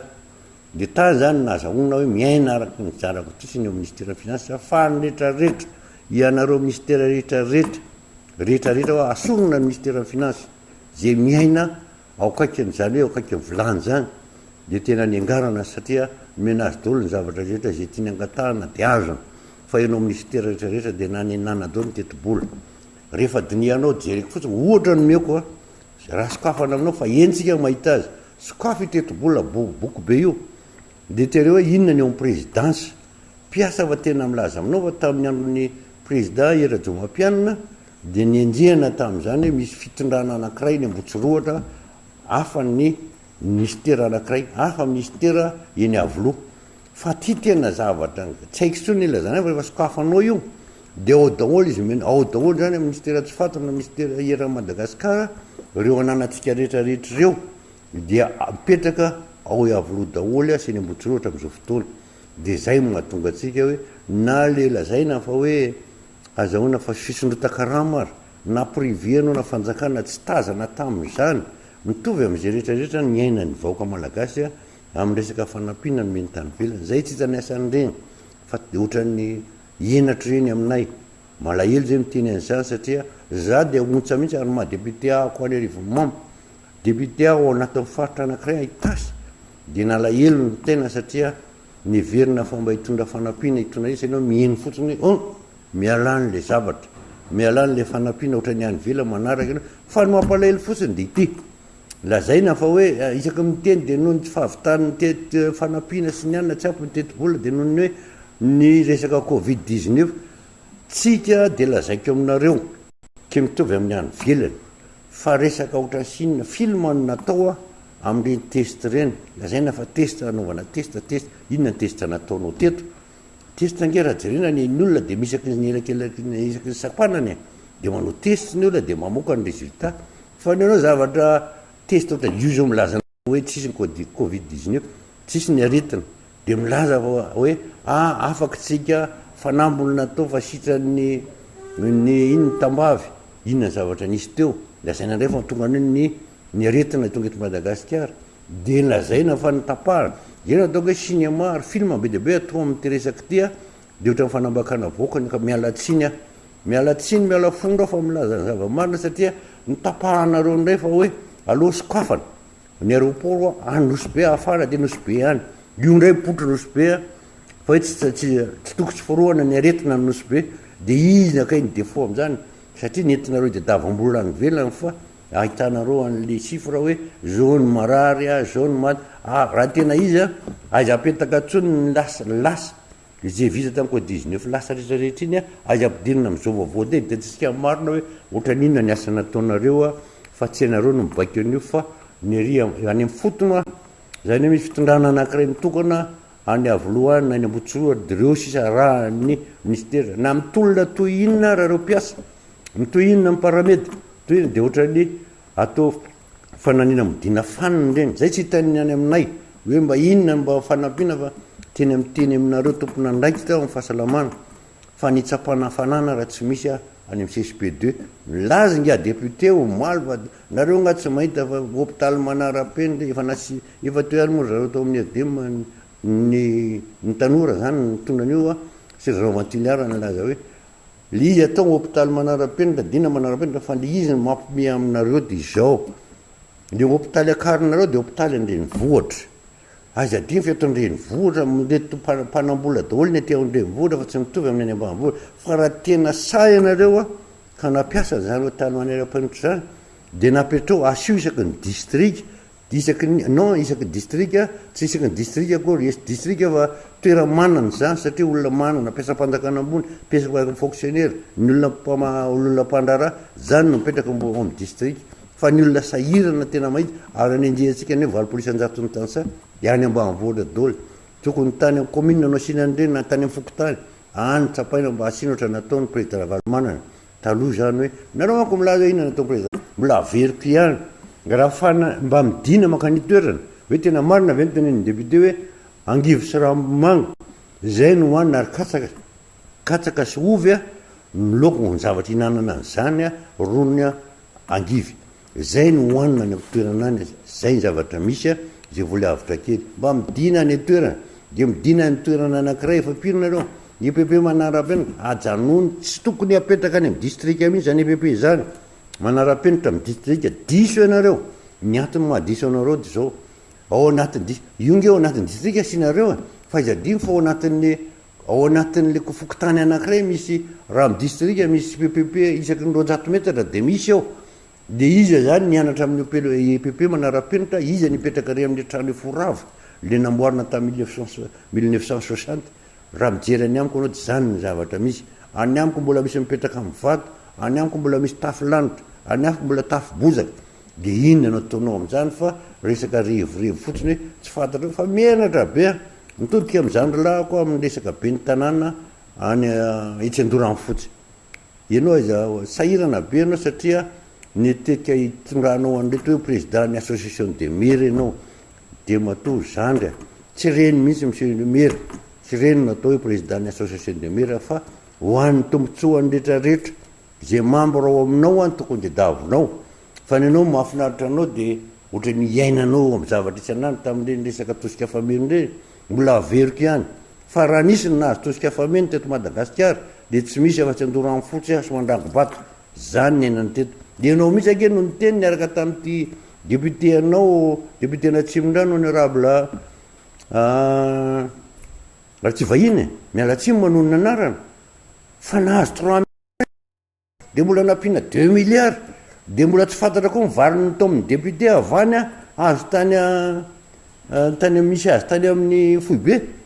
fa ny député rehetra samy mitatra fa tsy toka tany aminay zany zavatra zany nareo ny nahazo be indrindra fa mba manontany anao hoe reo manodidinareo mera atao anatin'ny atsimon-drano firy mba nahazo ny zavatra razainao zany asio mitsangany reo fa ny rano sotrony ary ohatra mampalailay fa raha olona sadika mijery ny rano ataonareo mpitatafika de tokony tsy maninona tsy matarea lavidavitra zay sy mibe ny diovina le rano fa eo hitateo de ritra le rano hitateo daholo ny fakony zavatra rehetra io zany ny tonga de ampakariny eo hitan'ny olona rehetra de na inona tenenao teninao rano maloto ny tsy maintsy zany zavatra nisy tao fatin'olona rehetra ny rano iny tiopo fatiny arika tsy fantatro de io zany midiovina mialatsiny fa zavatra hita amin'ny maso zany zany tokony hitsangana ianao hoe manina le sy mibe ny rano natao mpitatafika mba nafempenina tarena de nakarina ny rano avao amin'ny rano sisona de nalefa lavidavitra zay nakarina hoe mba tsy takana ohatrany ere mialo amin'ny rano mitiopa ny ere mandroseza de miditra re faribe eriana tsy fantatry ny olona tsony hoe efa tonga oi de voadio fitihatry amoron-drano zany ny madéputé sy nge ameranareo président ny association de maire mialatsiny satria tena menatra amin'ny zavatra andresanao rehetrarehetra fampandrosoana titehanareo zany tsy zany tsy iainan'ny vahoaka malagasy zany fa ho anareo nahazo tombo satria ohatra ny fitondrano anatin'ny fikamana-panao baolina hito tany amreto club misy anao nitondrano ny heverinao ny vahoaka malagasy ny vahoaka tsy vita ny kianja manara-penitra ndre matoa atao inonareo raha onona le olona de rehefa mitsangana kianja manara-penitra ohatrinona ny ofany manao isaky manao afaka le kianja manara-penitra ve anaovana ilalaovana tsefy bôlim-pokotany rehetrarehetra reny tsy zany mihitsy fa nilaza aminao fa zavatra fa tsy maintsy misy fidiram-bola amenovana investissement ny zavatra io ho amorti ny vola lany anao hoe raha ohatranay aloha hoe rehefa tamba baolina tamba redy godasy anaovanay le anaovan'ny ankizy eny godasy tsisy crampon de avelanao hiakatra ry amin'ny terrain synthétique arive reny fa zay ny zavatra misy hoe nenareo zay mahafatifaty anareo sekoly manara-penitra terrain manara-penitra zany ny amena voalohany fa tsy fantatra reo fa reo mpitomborika manda aminao fotsiny teneniko aminareo reo mpitomborika rehetrareo mivoaka majinika mipetraka mitovy amin'ity ambany tanàna koa niny aminareo iny atsimon-drano rehetrarehetra iny mpitomborika ny asany voaka tsaraina makafasika ny asany zany natao ny iainan'le vahoaka de inona no fanampiana no mena an'ireny reny jereny fa iza mijery ny zavatra ho anareo fitondrano jereo le ny ambany efa miteny foana tia tsy ho resaka fa tsy reny raha ny tatitra omenay tena omena sehatra taninarivo izy di menenina mena da aloha izy tiatroko fa mbola be debe no azony lazaina koa akotran'izay satria ato anatin'ny faritanina tanay aizadino fa ny député manotrona azy eo fa mbola député ao anatin'ny faritanina taninarivo aizadino mbola manan'olona zaina be debe zay raha momba mifiainana reo mikasika ministère rehetra raha zany teny manteny betsaka hoe le ministre efa tsotsontsy tokony ho izy tsony efa tokony ho izy le président efa tsy haintsony hitondrany an'le firenena satria le olona miaraka aminy a olona avy any an-dafy daholo le mifilafolaina tary zareo a tsy niaina taty anatin'ny fota tsy naina taty anatin'ny tsy nahita zay fiainam-bahoaka fa ny azony tare a France reny mahafinaritra azy a mahafinaritra azy Champs-Élysées a izy teraka lehibe tany frantsa daholo angambonareo fitondrana de tsy fantarareo fiainam-bahoaka hoe mba ohatra n'inona ny CSP2 iainanao ndao eo a mba mangataka anareo mba hiaraka amiko adiny roa fotsiny ijery anankiray atoroko anao zao ny fiainan'ny tantsaha zao ny fiainana ambanivohitra zao majinika tsy jerenareo de ho hitanareo ny tsirony hoe zakanareo hoe mijery ny fiainam-bahoaka ny ambanivohitra tsy teny aminao tsy laza zany a any larbikelina any mandramely zany a tsy ijerany zany a makany boka vato zany a fa nany fandanjana zazana gonona atao aminy nazakeo amin'eo zany mijery anarivo mamo anao olona ampovoany eo hôpitaly ngeda be reveny hôpitaly apto mbola nisy tamin'izany nanamboarana ny teo amin'ny fitondrana teo aloha nanatsara azy zany a satria nafinaritra zany tareo fa nohony tany tonga ianareo a zao nakodoro raha tsy misy mandana maka malala aloha manana kodoro ve niany ho hitanareo daholo tsisy zany fa resaka zay le hoe resaka eo izy ny ankizy mialatsiny amin'ny fitenena zay nataonareo a be lazao maminatra fitondrana tsy zaka ny vahoaka ho any zavatra forina hita ampitondrainareo azy tena tsy zaka re olona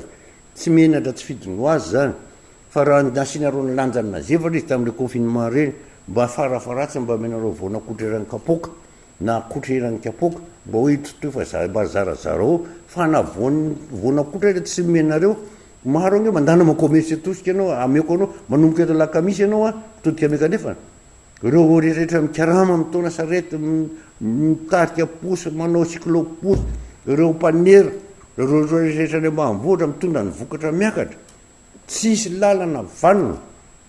lazainareo fa anao anamboatra ragova menareo volo ragova mba antan'olona izy ohatra n'inona ny asa natony ragova de ohatra n'inona vola azona vitany ragova tany olony antetibola nentin-dragova de izy aninana azy de ohatra n'izy anamboarina de izy nanara-maso azy mandraky tia tsisy valiny zany fa mbola ataovy indray a andondray aloha anamboatra tetibola vaovao indray toko lasy toko vavy fanentanany na fanantenany atsika ato zalahy ho atsika Miara Manonja aloha fa tena ometsika fa zay avy any ndrefana manomboka boky lava manontolo miakatra miarinarivo soavin'andriny arivo mamo miakatra ray manontolo de ho hitanareo fiakatra firododon'le vahoaka reny le vahoaka mahantra reny le vahoaka sahirana reny mba mitady ho azy reny mba mitady ho an'ny taranany fa tsisy ny jery a de ao de aloha miakatra mampiseho an'izany hoe ny fisehoana de entina milaza fa malahelo ny vahoaka ary tiesitra amin'ny fitondrana ka zay le izy hoe aloha hitatsika ny amin'ny sabotsy manentan'izay na izy ianao na izy ianao na izy ianao raha ohatra ianao ka tsara ny fitonyainanao ainao mba manany maizy azy ianao zany any ianao fa le vahoaka izy aterenao tsy andeha fa raha ianao nge tsy zara ho andreo e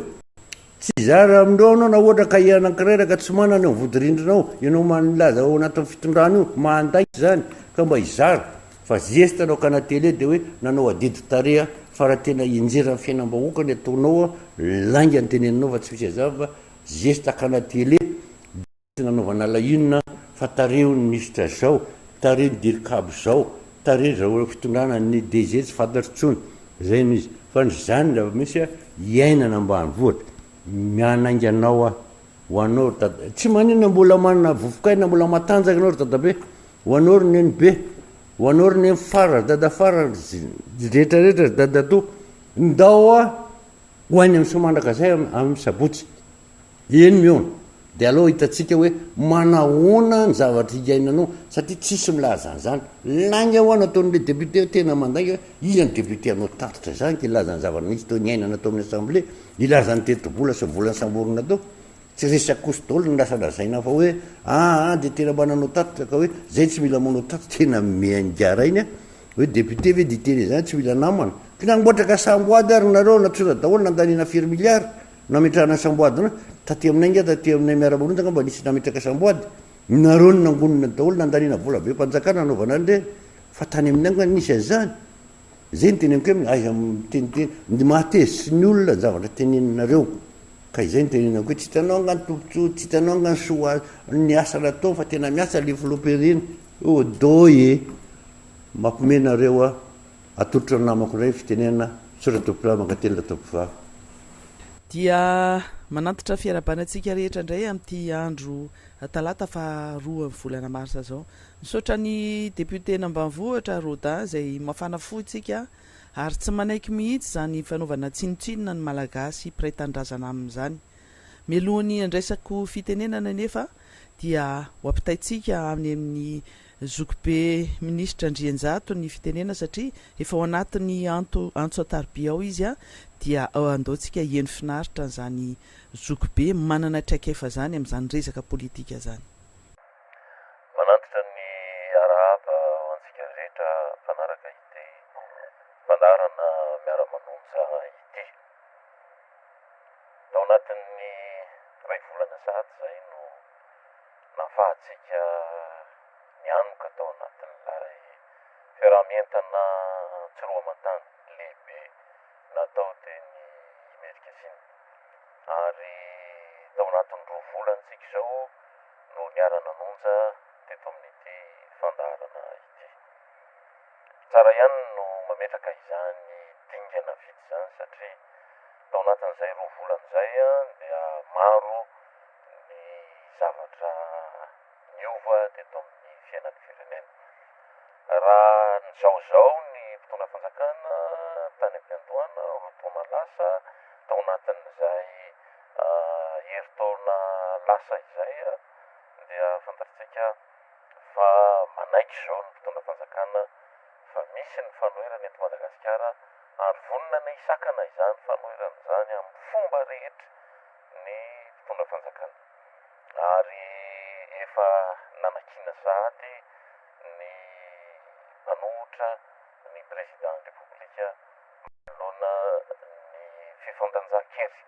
eto amin'ity fiainan'ny vahoaka malagasy ara-politika ity. Tsy firere zany fa tsy maintsy kosa azavaina satria efa tafiditra sady ho tantaran'ny Madagasikara ny endry zavatra niseho. Fantatsika fa misy ny mamelivily ny tantaran'ny fiainan'ny firenena ary izany tantaran'ny fiainan'ny firenena zany tsy azo anaovana anjolofo na anaovana kilaingalainga na kifonomponosana tahaka ny varim-ponan-tsindrana fa tsy maintsy mibaribary toy tahaka ny masoandro be lohataona. Ny fiainana ara-politika an'ity Madagasikara ity dia nisy fivoarana be dia be tato anatin'ny 70 taona farany zao. Raha miazakazaka isika tamin'izany fotoana izany nandroaka ny frantsay endrika vaovaon'ny fanjanahantany dia fantatsika fa ny be calcul rehetra ny zanaky ny firenena katrakatraka manam-pahaizana dia potraka eo amin'ny fomba fanatanterahana ny tsangakevitra fahoany fotsiny fanarahana ambokony ny zava-niseho teto amin'izao tontolo izao fotsiny fa tsy nanome dingana mihitsy ny fomba fiainana ara-politika amin'ny firenena amin'ny misy atao amin'ny sotoavina teto amin'ity Madagasikara tsika ity. Rehefa nolazaina ny krizy nitranga teto Madagasikara taorian'ny hetsiky ny mpianatra tamin'ny 27 dia fantatsika fa nambara fa siklika isaky ny 10 taona ny fitrangan'ny raharaha ary zany fitrangan'ny raharaha zany dia tahaka ny hoe efa vita lasitra raika amin'ny 70 ny tena marina satria izay ny tena hetsika tany atsimo nitarehan'ny mpitarotolona monjajaona dia niverina zany taty amin'ny taona 1valopolo tany hoany rehefa latsaka katerena ny fanjakan'Andriamanitra Didiratsiraka zay nakamaminy atao hoe révolution socialiste. Fantatsika tamin'izany fa ilay firenena nanan-karena be ny tantanan'Andriamanitra Didiratsiraka rehefa nanao nationalisation ireo société frantsay rehetra niaraka tamin'ny banky niaraka tamin'ny assurance ireo tranombarotra vaventy maro rantsana frantsay zay niroborobo fandratra taty Madagasikara sy nanenika an'izao tontolo zao misy zany compagnie frantsay zany a mitondra ny anaran'ny Madagasikara nefa nandeha nisahana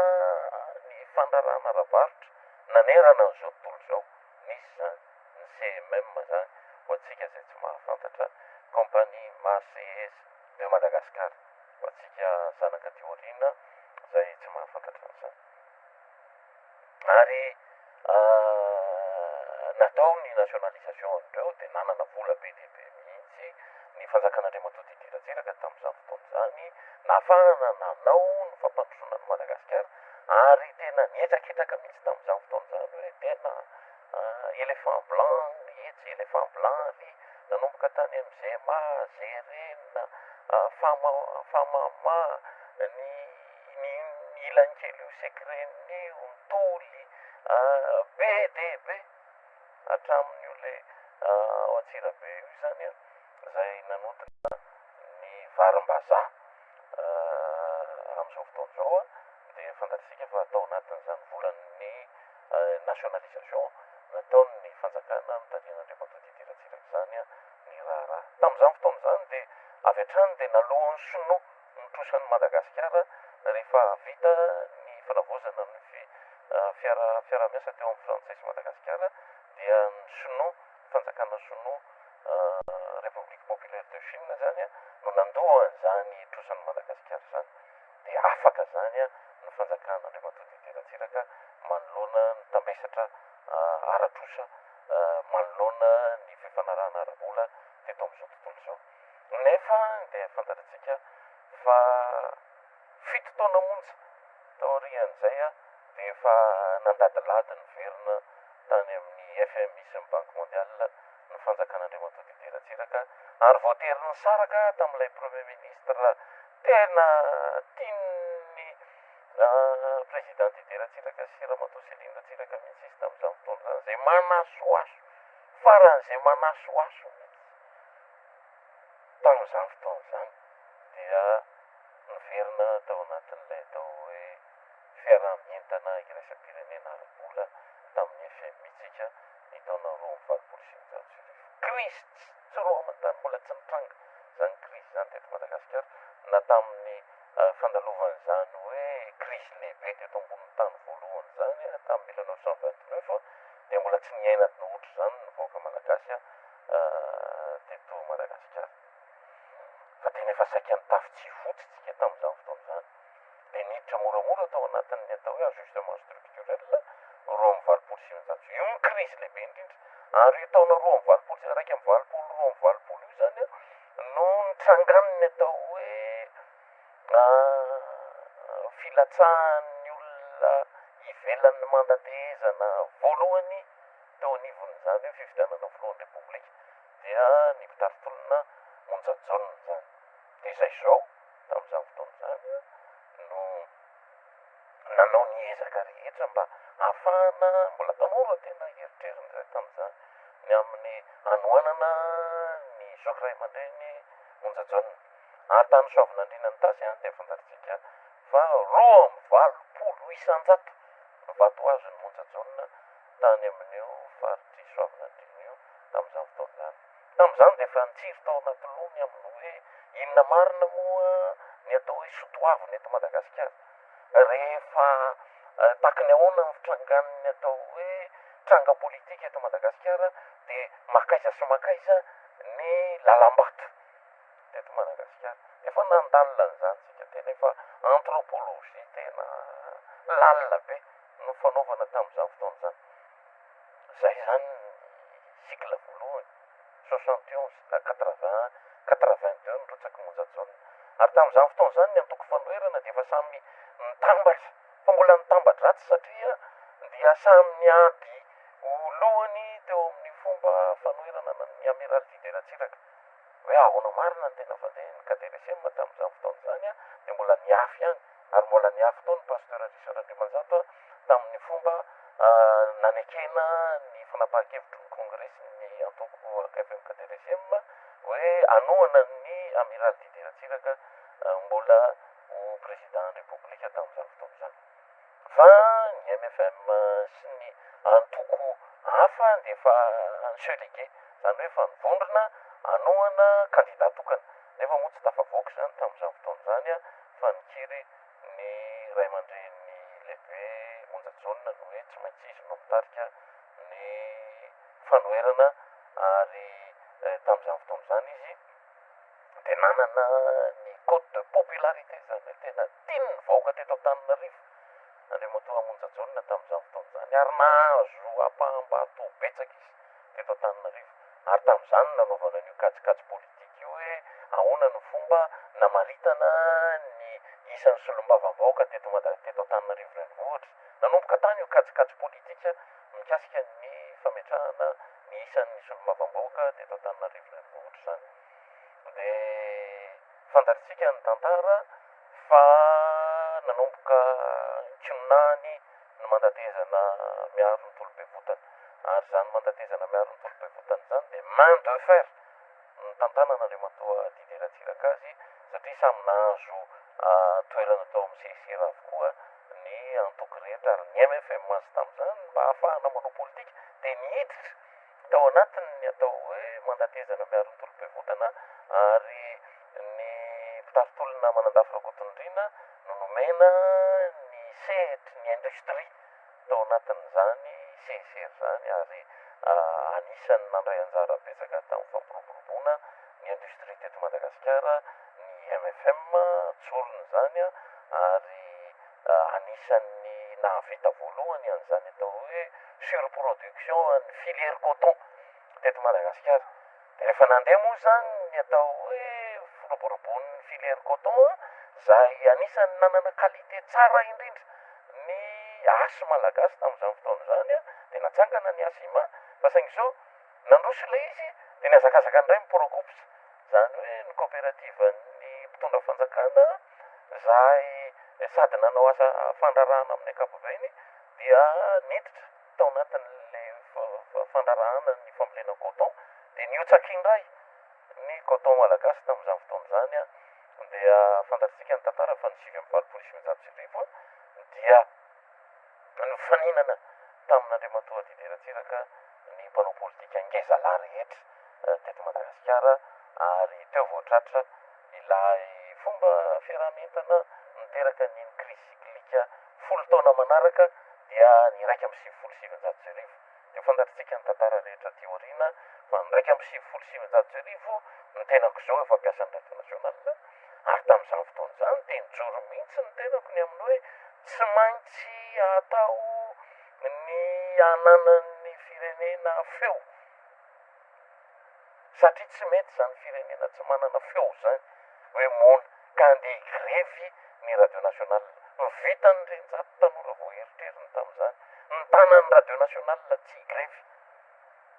ny télévision national moa tamin'izany tamin'ny alalan'ny Alphonse Ndremahaly de avy hatrany de nanao déclaration solennelle hoe izahay ato amin'ny radio ato amin'ny télévision national manomboka zao de hery velona rasalama zahay tany amin'ny radio national tsy nanaky an'izany mihitsy na de fantatra tamin'izany fotoana zany fa zanak'ambilon'ny paster Andriamanjato ny tenako ary Victor Raliarson tamin'izany fotoana zany ny mpitarotolona teny amin'ny kianjan'ny 13 Mey io de tena nandaza mihitsy hoe ny renjato ange no misakana ny olona tsy hivoaka ao amin'ny radio national de nandeha ny tantara dia vita ny tanan'izany nahazo tena hoe qualification hors norme ny radio national amin'ny alalan'ny journal parlé tamin'izany fotoana zany satria karazany hoe izahay no mitantana ny firenena tamin'izany fotoana zany Ratsiraka efa nanomboka mahamana de mivoaka any an-dafy foana ny président Didier Ratsiraka ary teto Antananarivo tamin'izany de efa tena tao anatin'le fihetsiketsehana lava reny sy ny etsetratsetra de tsy tara zay fomba ahafahana mampiady ny hevitra de anjaranay zany no mandeha manontany any tompokolahy rakoto voarazakabona mandeha izy no miteny irindray ampitenenina any amin'ny ankilan'ny Ratsiraka de lasa zay makeny amin'ny 13 Mey manontany amin'ny pasteur manontany amin'ny voibe général voibe manontany amin'ny professeur Xavier Vera sy ny etsetratsetra farany nidona tamin'ny rindrina avokoa ny andaniny sy ny ankilany satria samy ampiteneninay ny andaniny sy ny ankilany tamin'izany fotoana izany dia maritra ny olona ny raharaha politika teto Madagasikara. Izahay no nanao an'izany. Aleo zany mba resahana satria histoire contemporaine zany ary manahirana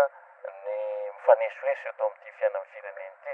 ary milaza fa hoe tena tokony miketrika rehetra eto amin'ity fiainan'ny fireneny ity. Mahita ny olona mandefindefitra mantsy ny sasany dia mitady anesoneso takan'izany dia anaovako azafady zany. Anaovako azafady zany fa izahay kosa mba anisany nanao ny tantara ary efa nitantaraiko teto amin'ity Miara Manonja ity moa toy izany tantara zany tamin'ny alalan'ny ministra Rahaga Jean Claude izay lasa tratran'ny mise à pied satria nanome vahana ny mpanao gazety ny journal parler ny amin'ny hoe omena latitude kokoa ny président Ratsiraka any andafy nanatrika ny fivorian'ny non aligné tany Bandonga sady nanatrika ny fivorian'ny Union Africa OUA tamin'izany fotoana izany tany Sirta tany Libia dia absente eto amin'ny firenena nandritra ny roa volana dia izay zany nanao ny raha teo volana May izy vao tonga ary iny zavatra nitranginy hoe le président Ratsiraka dans la main à l'opposition satria izay le coupure de journaux nyresahana tamin'izany fotoana izany dia iny nampitatra ny raharaha ohatran'ny Simon Psioka teo amin'ny fomba fandehan'ny raharaha maro samihafa dia fantatsika fa ny tantara miverimerina fa saingy izao noho ny sotoavina ananany ity fireneny ity noho ny positionnement astrofizika ananany ity Madagasikara ity dia tsy mba mitovy amin'izao tontolo izao ty Madagasikara tsika ity ary atsiarovako ny docteur Joseph Rakotondraina zay parango ny amin'ny hoe Madagasikara mbola tsy solo zany hoe ny espèce endémique 12775 espèces zay bozaka manahitra ny evininy atao hoe voninahitra teto Madagasikara no miteraka n'ilay fomba fisainana malagasy hoe tsy mahazo mieboebo, tsy mahazo manao taidronao mandroatra, tsy mahazo manao ohatrany tahetindrika fa tena mila milamina tsara rehefa mitondra ny fanjakana malagasy masina loatra ity ary io ny tombohany hoe honneur amintsika malagasy voninahitra dia mandeha mijery vonina tondra ianao zany hoe io nitondra eto Madagasikara zany dia io fandritrarana io raha mahita an'izany ianao dia tehirisy fa tena izany no herintsika lehibe indrindra sady tsara ho an'ity Madagasikara ity mandingana lavidavitra amin'izay lafin'izay zay le siklika folo taona fa rehefa nitrevon'izay tena nahatsiaro amin'izay fa tena hoe tokony tompona ndraiky rehefa mipibola teto amin'ity fiainan'ny fireneny ity dia tena nanao sy miaina tsy ho zavatra amin'ny fomba fandrafetana an'izany hoe ady hevitra politika teto Madagasikara. Io ady hevitra tao amin'ny Assemblée nationale io miteraka ny atao hoe empêchement ny professeur Xavier Albert anisan'izay tompoko. Zay tamin'izany efa nahazo nanao ny émission contradictoire voalohany tao anatina monopole avara-patan'izany tompoko. Zah zao namorona an'izany anarany hoe avara-patan'izany. Efa nanao zay émission économique ahafahana mitrotro ny président Didier Ratsiraka nandeha nakany anatin'ny ajustement structurel. Fivoy zany toko mbola ao amin'ny radio nationale io zany. Namorona an'izany tena tamin'ny fomba fanaovana ny raharaha ary tany anatin'ny fahanginana tanteraka ny fomba nitrotrona an'izany. Be dia be ny mpianatra tao amin'ny économiste tao amin'ny sociologie zay tonga nanrato fa aizana nanrato hoe ahoana le voambolana économique nylazainao azy teo dia nanao tesy mpanao gazety tonga nanao tesy hoe tena marina no fomba amin'linareo an'ity Madagasikara ity. Zany nefa mba ezaka kely natao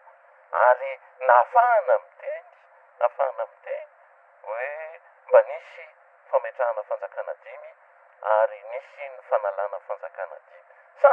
sanatry hoe nandeha nirongo basy na nanao iny na andeha nanonga-panjakana tsy nekeko mihitsy ny atao hoe 2009 ny andeha hivadika andeha ho any amin'izany hoe fanonganam-panjakana zany ary hatrany amin'ny volana aogositra 2009 dia mbola voatana ny atao hoe révolution orange teto Madagasikara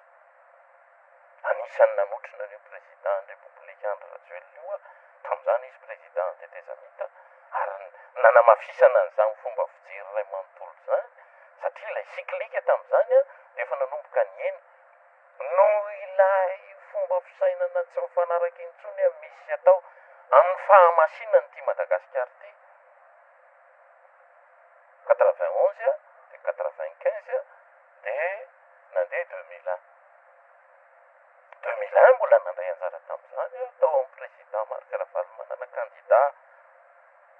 anisan'ny tena nitondra ny hevitra rehetraretra ahafahana manatanteraka ny atao hoe fampanjakana ny demokrasia saingy zao zaha miresaka ny atao hoe deuxième tour président république candidat tamin'izany fotoana zany a premier tour de vita izay miady varotra izay mirahalahy mianaka miady varotra hoe premier tour deuxième tour en premier tour de vita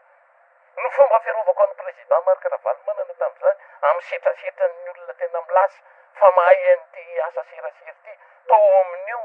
direction générale ny communication tao ministère io tena mpahakingana mihitsy nanasorako amin'ny président candidat président Marc Ravalomanana tao anatin'ny vavany mamba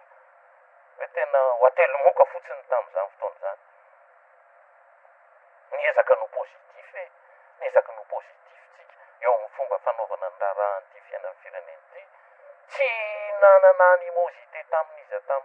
tsy nanana mihitsy ny amin'ny hoe tena tsy maintsy ny hevitro sanatry tsy zany ny zavatra natao teto amin'ity fiainan'ny fireneny ty fa tailaninareo satria maninareo am'izao fotoana zao de tailaninareo fomba niainana an'izany fanaovana politika zany de manjary lasa oelohanareo manoloana ny tantara zany ndrenzato hoe tena ndrenzato am'mpanonga-panjakana azafady ny misy atao hoe tao amin'ny fiarahamonina ara-politika eto Madagasikara manongana président anankiray ary rehefa mahay ny olona manao ny communication de mitarapoka le mpitondra fanjakana zany ny iainana an'io zany de ny iainany siklika de fantaritsika fa ny 2001 lasa 2009 de 2009 lasa ino moa de transition iny zany navita transition ray manontolo mihitsy angeny président transition mandaray mihitsy ny vitan'iny ary niezaka zay ny tena nanitsy arak'izay tratra intelo ny tendrena ho ministre tamin'izany transition zany tsy nanaka satria fantatro ny atao hoe fanaovana politika manara-penitra eto amin'ity fiainan'ny fireneny ty ary tsy mba niazakazaka mihitsy any amin'ny hoe rehefa satria nandray anjara taharakevitra satria ohatra zao de tsy maintsy niady ny amin'ny hoe tokony ahazo toerana tsy niady an'izany meny Ingandrina Razanamasy toerana tamin'izany fotoana zany a nandà zay izahay eo a satria ekipa zay ny nanao tamin'izany fotoana zany ny tenako zao no mitondra ny Ingandrina Razanamasy nandeha tongotra moa zany na tomobile nandeha namakivaky andamina ny raharahan'ny Tomasina satria barikade tamin'izany fotoana zany tsy azo ipetrahana ny tenako zao ny tena nifanatrika tamin'ireo amin'ny alalana micro fanatrika tamin'ireo mpitafitolona avy amin'ny fédéraliste tao Brickaville niditra amin'io barikadin'ny Tomasina io ary namakivaky ny Tomasina ray manontolo nitondra ny Ingandrina Razanamasy tsy maintsy manao porojenitra eo anatrehan'io chambre de commerce atao Tomasina io nandeha nandamina ny raharaha hoe tsy nilaza atsangatsy amanorana tany anatin'ny terminalin'ny télécom tao Tomasina napitako vaovao tatia Tananarivo nidesika ny journal parler satria ngiaza ny fédéraliste dolidolo ny nagrasy ny fitaovana teny amiko zay sy Ingandrina Razanamasy nandeha niresaka voalohany tamin'ny fédéraliste après an'le antso nataoko tany amin'ny terminalin'ny positra ny amin'ny hoe miandry anareo fédéraliste ao amin'ny Neptune ny prime ministre lehibe ny gouvernementa Andriamatoa Giulia Razanamasy de tadidio fa ny apitson'iny nanomboka mipetraka ny vondrom-ny PDS vondrom-bahoaka eto Zara-pahefana nivadika PDS satria ny maire Milapol any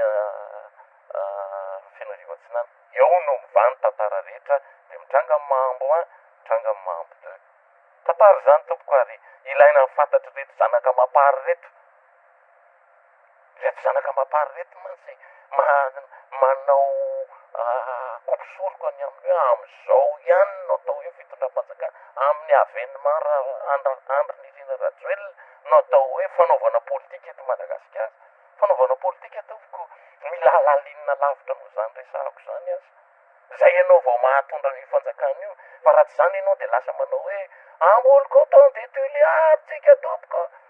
mahamenatra nge zany mahamenatra zany eo anatrehany fomba firesahana nyty tantara ny fiainan'ny fireneny ty anthropologiquement tonga de efa vasiko be ianao hoe inona koa azy zany ataotsika eto Madagasikara zany haitsika ve ty Madagasikara ty sa tsy haitsika tsika nge tsy manana ny iray ampaharivony atao hoe recensement inventaire ny fananan'ity fireneny ty na andranomasina na ambanin'ny tany na ity an-tanety tsy haitsika koa ny juxtaposition ny atao hoe ala sy ny arena ao ambanin'ny ala misy tantarany nge zany ary vitan'ny Eurostom zany na makan'izany any amin'ny frantsay raha tsy haitsika kory inona raha ny fomba ahafahantsika mitondra an'ity fiainan'ny fireneny ty de tsy mahagaga raha ohatra ka mitarika andray zay am'izao fotoana zao de matoera janary mampianina koa efa taona zany le cycle de crise niatra taminy ty ohatra ny ahiko ohatra ny roa taona ary manahirana be zany tsy hoe manosina am'izany lafiny zany fa zava-misy atao eto amin'ny firenena no jerena de le fahamasinan'le firenena no jerena de rehefa masina le tanindrazana ka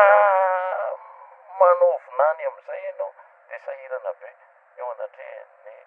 fomba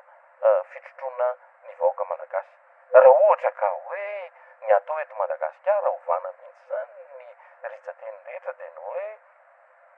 ny atao hoe mpitondra eto Madagasikara de mpitantana fanjakana fa tsy manala fahasiaranam-bahoaka de andeo atao tour de rôle ioko tsy misy engagement ininona nge zany nareo zany manao ronono tavy fotsiny no ataonareo ry ataoko fa tsy maninona na tsy vitanareo ary zany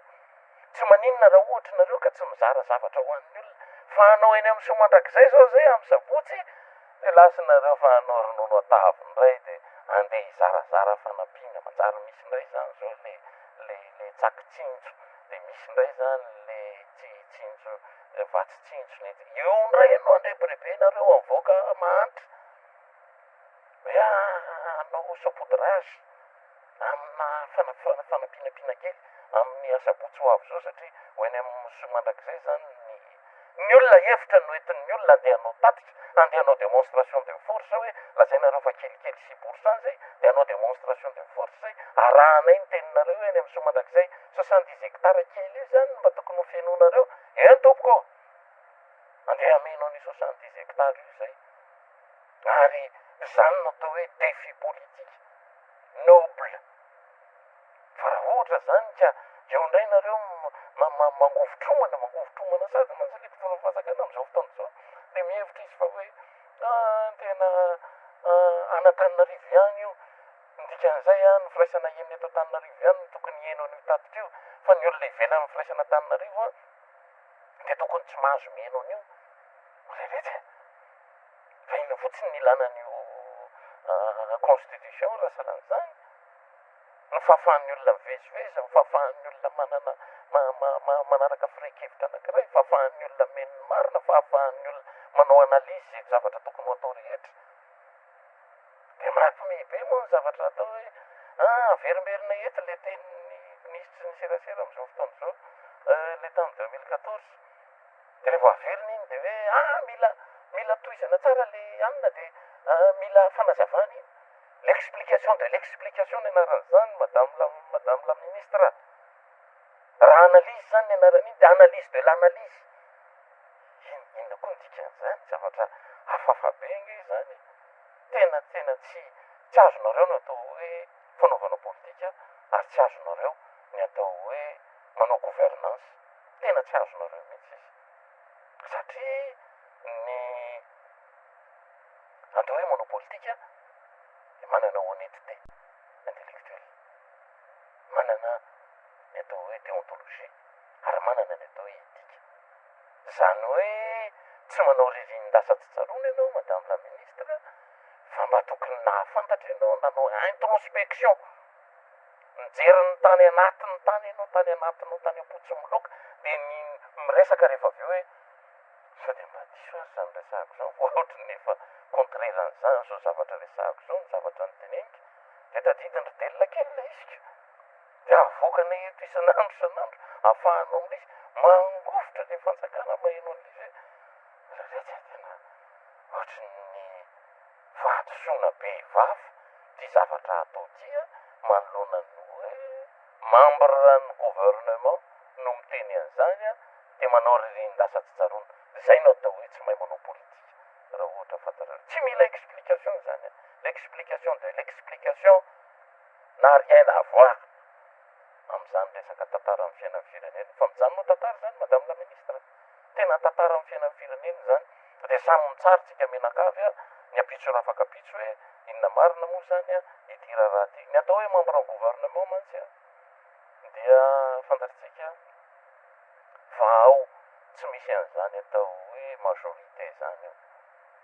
voix prépondérante eo, ary io no tena azo lazaina fa tena rafitra, tena hiérarchisé, tena tsy azo itovirana mihitsy a ny fifanajano. Rehefa miteny ianao ka ministra eo amboninao dia tsy maintsy manao mais respect ianao, ary ny zavatra farany fahabetsany azo atao anatin'io dia consensus, zay ny atao. Fa ny zavatra rehetra mitrango ao zany a dia karazany zay no atao hoe collège, dia ny resaka atao zany a dia conseil ho an'le olona andray an'le voix prépondérante, zany hoe prime ministre raha any amin'ny gouvernement, ary ny président république raha any amin'ny conseil des ministres. Dia averiko eto a fa ny gouvernement misy a no miteneniko hoe attention il y a danger, fa miongantsika amin'ny avril 2018 raha ohatra ka tsy misy profil ba, tsy mahay men'ny opposition, tsy mandeha makany amin'ny orthodoxie financière. Ao anaty gouvernement misy any teny an'izany tompoko, dia nasorona dia niala, tsy nanana problema, tsy hoe 15 minitra melohan'ny anasorana vao mahafantatra hoe miala aza. Dia je ramasse, ary tsy ananako alahelo zany, aucun regret eo amin'ny fomba fanaovako politika zany. Dia nanandrana tsika tao anatin'izao roa taona zao,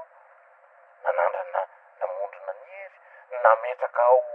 loha laharana ny atao hoe hevitra eto Madagasikara fa tsy vola, ary rehefa reo olona manam-bola be ireo no miovitrovotra manoloana ny hevitra, tafita rangany hevitra, tafita ny tolona, ary everiko fa izay no atao hoe filamatra eto Madagasikara. Irréversible io, tsy mipototsony io eto Madagasikara fa tsy maintsy hevitra, zany hoe ny olona tsy manan-kevitra manomboka zao ny anaovan'ny olona azafady, ka roa vidividin'ny olona fotsiny eo anao amin'ny sabotsy hoe anaovan'ny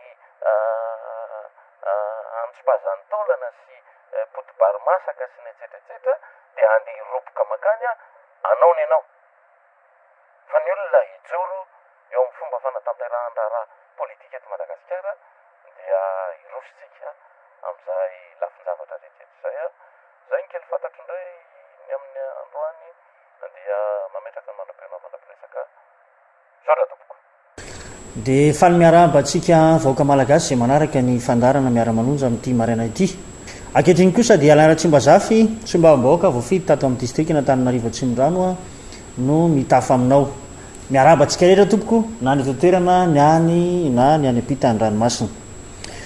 Ny azo resahana amin'ity andro an'io ity dia mbola miverina ihany amin'ny hoe inona aby moa ny andraikitra zany solombavambahoaka ny Madagasikara izany. Dalam-pandroenana no nametraka fa anjara andraikitry ny solombavambahoaka ny manara-maso ny asan'ny mpanatanteraka na ny gouvernemanta, anjara andraikiny ihany koa ny manao ny lalàna mifehan'ny tany sy ny firenena, ary arak'izay anarana hoe solombavambahoaka izay a dia mitondra ny feon'ny vahoaka manoloana ny mpanatanteraka indrindrindrindra amin'ny fionan'ny solombavambahoaka sy ny gouvernement zany amin'ny fotoam-pivoriana ara-potoana na tsy ara-potoana. Ireo raha akapoben ny voalazan'ny lalam-pandroenantsika zay lalam-pandroenana zay tsy iza no nampandany an'izany fa izao fitondrana misy amin'izao fotoana izao ity. Midika zany fa ny solombavambahoaka dia tsy tokony anasoaso fitondrana akory no asany fa kosa mijery amin'ny atsipiriany ny fampandehanan-draharahany firenena mandeha araka ny tokony ho izy ve, ohatra ny amin'ny lafin'ny fampiasam-bola eto Madagasikara amin'ny alalan'ny teti-bolam-panjakana zay laninana nivon'ny anteny miaram-pirenena. Voalaza ao avokoa mantsy ny mety ampiasain'ny mpanatanteraka nyreny volam-panjakana reny, ohatra ny vola zay sokajiana ho an'ireny institution ireny, ny vola zay ho atokana ho an'ireny ministera isatsokajiny reny dia voafaritra. Ary fantatra ihany koa amin'ny alalan'ny PGE na ny programme général de l'État ny tetikasa zay iverin'ny fanjakana ho tanterahana, zay marihana fa ny prime ministre no mamelapelatra an'izany eny anivon'ny anteny miaram-pirenena amin'ny fotoam-pivoriana ara-potoana. Noho izany zavatra zany indrindra no isotomana ny saitsika amin'izao fotoana izao ny hoe tsy mivoana amin'izany asa napetraka ny lalàna zany ny andraikitra raisiny solombavambahoaka, indrindrindrindra ny solombavambahoaka zay ataonivon'ny fanoherana. Ka raha milaza miara mahititsika mahakasika ny zava-misy amin'izao fotoana izao izay tsy ahitantsika vahoaka taratra mihitsy izany fangararana ny fitantanana ny volam-panjakana zany raha tsy teny fotsiny tsika reny fanampiana na ihany koa zay vola mety nindramitsika avy any ivelany reny na mahakasika ny Covid zany na ihany koa ireo fanampiana samihafa hiatrehana amin'ny lafiny fampandrosoana eto Madagasikara dia maro amin'ireny no tsy mazava amintsika vahoaka. Eny fa na izay solombavambahoaka raha dia fantatrareo tsara fa tsy mitsahatra nanao an'izany fangatahana ny fanomezam-panazavana mba ho fitantanana mangarary zany. Tsy ny solombavambahoaka ireny anefa fa na ny vondron'olona eny fotony na ny société civile na ny fikambanana maro samihafa eny fa na dia ny FMI sy ny banque mondiale raha amin'izao fotoana izao dia mangataka ny fanomezam-panazavana mahakasika ny fampiasam-bola tamin'ny Covid teto Madagasikara satria vola tsy tokony tsy foroana no azotsika kanefa dia ny rahantsika nahita fa tsy tafapaka tany amin'ny vahoaka madinika ny tombotsoa na ny hoe ny vahoaka tokony sitraka an'izany fanampiana zany no maro zany no tsy nisitraka an'le izy. Izay tsy milaza hoe tsy nisy ny fanampiana zay natao fa kosa raha oharina amin'ny tedi-bola zay azo dia tsy tokony reny olona vitsivitsy reny ihany no misitraka an'le izy fa nahazo avokoa eny fa nanisa tokantrano ara raha ny fandinihana ny abetsahan'ny fanampiana azotsika nandritra n'ireny valanaretina Covid-19 ireny. Anjara ndraikitry ny solombavambahoaka ny manara-maso teny aloha ka ny fahitanay tamin'ny fanaraha-maso zay nataonay no ahafahanay milaza kehitriny fa maro ny tsy mazava ary izay no takiana mba amin'ny mahatamberina ndraikitra zay anjaran'ny solombavambahoaka ny manatanteraka azy ny fanomezana tatitra izay no angatahanay ankehitriny. Efa nisy ny taratasy fangatahana ny toerana zay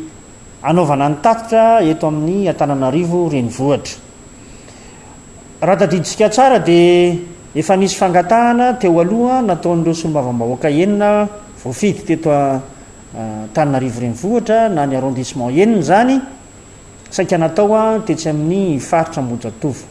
saingy nosakanany zany nosakana ny mpitandro ny filaminana ary na ny préfet ihany koa azy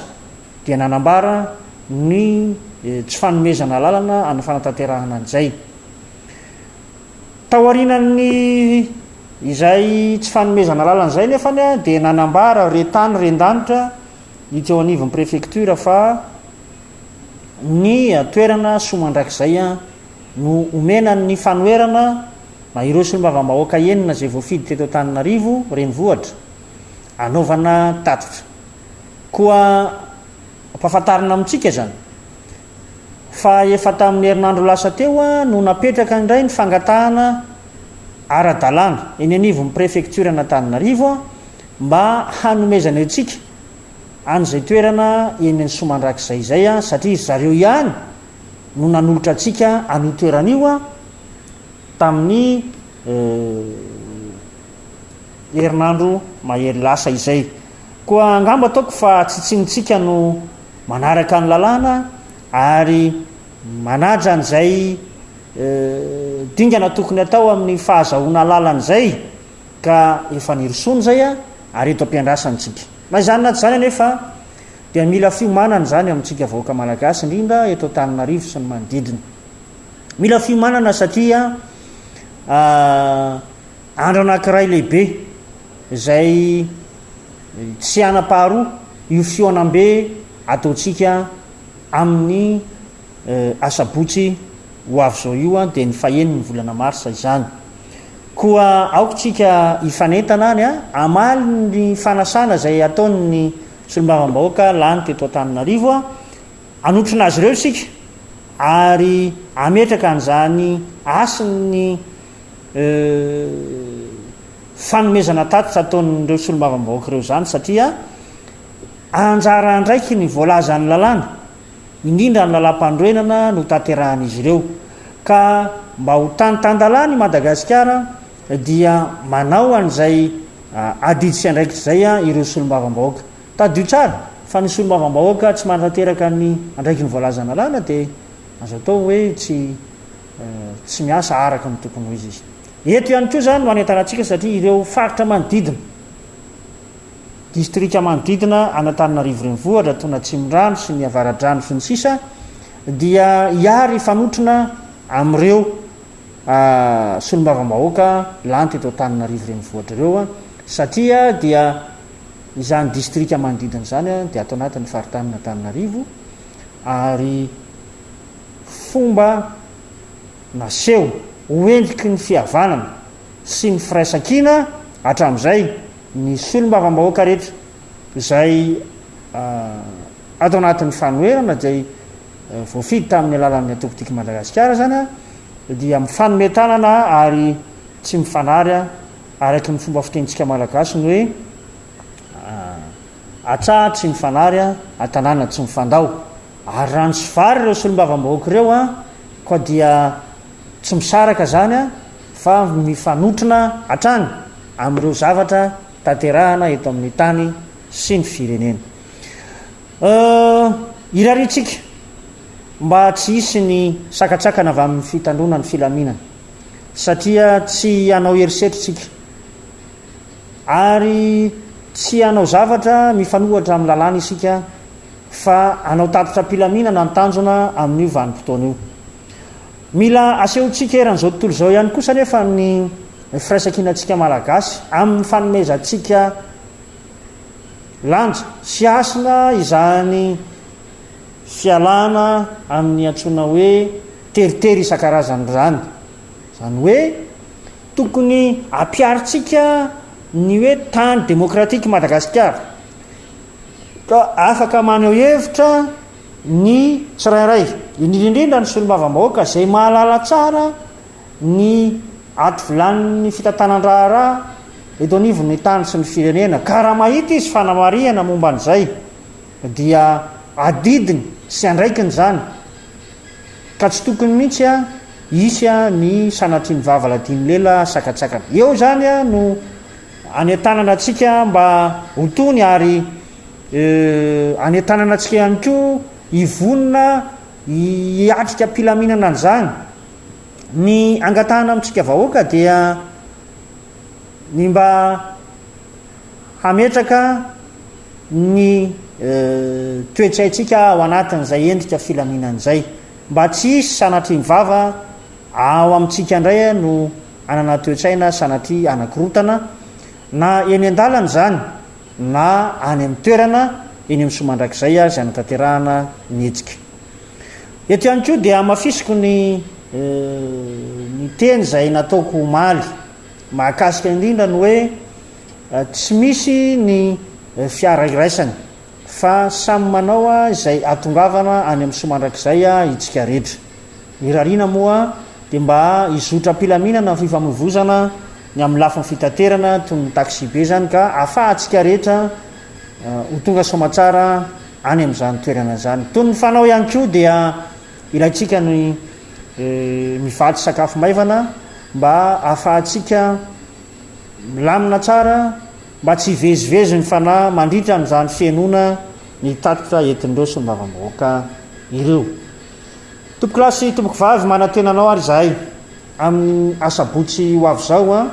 eny amin'ny kianja somandrakizay tsika no mifankahita eno any tatitra zay ho ataony nisy olo-mivava-bahoaka avy aty amin'ny fanoerana. Tsy misy ny hoe isika zay atao anatin'ny Miara Manonja ihany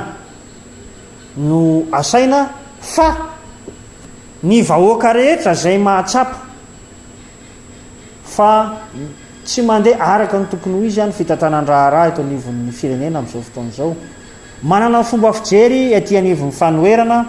dia asaina ampitiavana isika mba ho tonga somatsara. Tsy resaka antoko izy ty fa raharam-pirenena ka izay no anasanantsika vahoaka tsy akanafaka ny anatrika mba tsy ho tompotra miono isika. Tsy misy mafy tsy laitra ny zoto eny fa na dia lavidavitra ihany aza ny toerana zay misy ny somandrakizay a fa efa naseho atsika hatrizay ny fiaramentana, ny fahasahiana, ny firaisan-kina koa dia antenainay fa tsy ho tafandromandry ianao a mpahatonga an'izay asabotsy zay a fa hifantoka sy eritreritra hatrany amin'ny hoe ahoana ny fomba hatongavako any amin'ny somandrakizay a mba andraisako anjara ho amin'ity fireneko ty satria tsy avelantsika ho tafahitsika anatin'ny fahasairanana lalina ny firenena vao hijoro itsika fa dia no hitatsika fa manambany zany loza mety hiatra ny firenena zany a dia aleontsika hijoro ary hitondra ny hevitra anatsarana ny lafim-pitantanana eto amin'ny tany sy ny firenena. Koa dia atreo angamba ny anjara fitenenako a dia makasitraka makatelina atsika na nanaraka izay fandarana izay a zay anjara fitenenako izay a metraka ny veloma finaritra ary manolotra ihany koa ny anjara fitenenana ho an'ny solombavam-bahoaka voafidy tato amin'ny distrika Navaradrano Andriamatoa Jery zany a no anoia ny famelabelaran-kevitra manaraka indray. Veloma tompoko. Dia misaotra ny namana député Alain indray a zay nameny fitenenana ary miaraba ihany koa ny vahoaka malagasy zay mihaino izao Miara Manonja zao indray a dia miaraba manokana ihany koa ny vahoaka Navaradrano satria ny tenako dia solombavam-bahoaka voafidy tao amin'ny distrika Navaradrano a miaraba atsika rehetrarehetra ary kokoa anareo ekipa rehetra zay mihaino izao fandarana tsy tapaka izao a dia izay no atao hoe fiarabana atsika rehetrarehetra. Manaraka zany dia raha ny zavatra misy nanomboka tamin'ny sabotsy heriny zay niarahantsika nalala ny zavatra nisy a tamin'ireny atao hoe fanenjehana ny olom-pirenena ireny.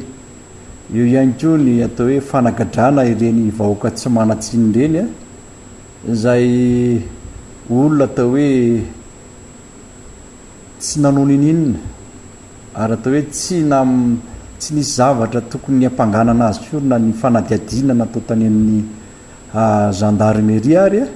kanefa dia no tanana ponjy izy ireny. Za dia tahiteny hoe maninona moa izy ireny tsy avoaka anareo satria ireny zeny a tena tsy nangalatra tsy namono olona tsy namakitrano kanefa dia na mivady aman-janaka izy ireo raha dia mampalahelo satria reny dia ray mpianakaviana miasa manany miasany izy ireny mamelombady aman-janaka reny mpianakaviana ihany koa zay mikarakara ny tokantrano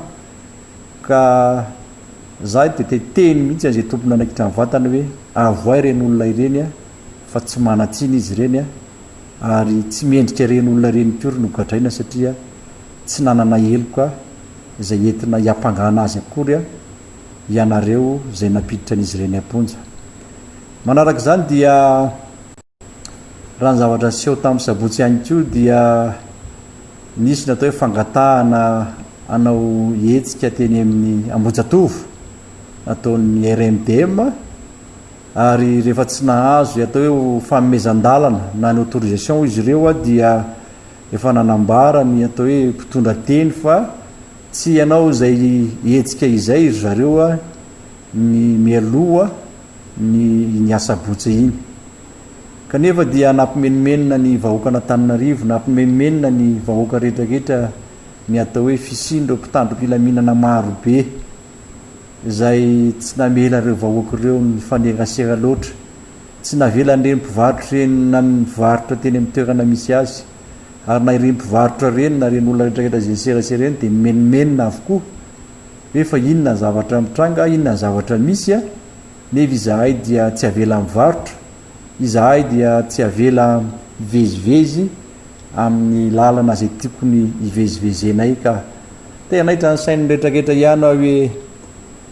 raha azo atao re mba mandinika sy mieritreritra ihany amin'ny zavatra tokony atao satria dia mampalahelo fa reo vahoaka tsy manatsiny no lasa mizaka ny zavatra tseran'ny aina amin'ny zavatra mety hoe tsy veveratsika kely fotsiny ka izay no anetanako nireo atao hoe tompona andraikitra mivatana amin'ny atao hoe fitandrona filaminana manaraka izany ihany koa dia misy ny hoe fahafahafantarana zay anao ny tatitra reo solombavambaoka enina eto amin'ny distrika n'Antananarivo renivohitra dia ho atao eny amin'ny soamandrakizay izy io ary io tatitra io moa tsy sanatriny tena no andeha hiteny foana na insiste amin'izay zavatra zay fa za te hitenan'ny zay tompona andraikitra ny fanakanana n'io tatitra zay ho atao io fa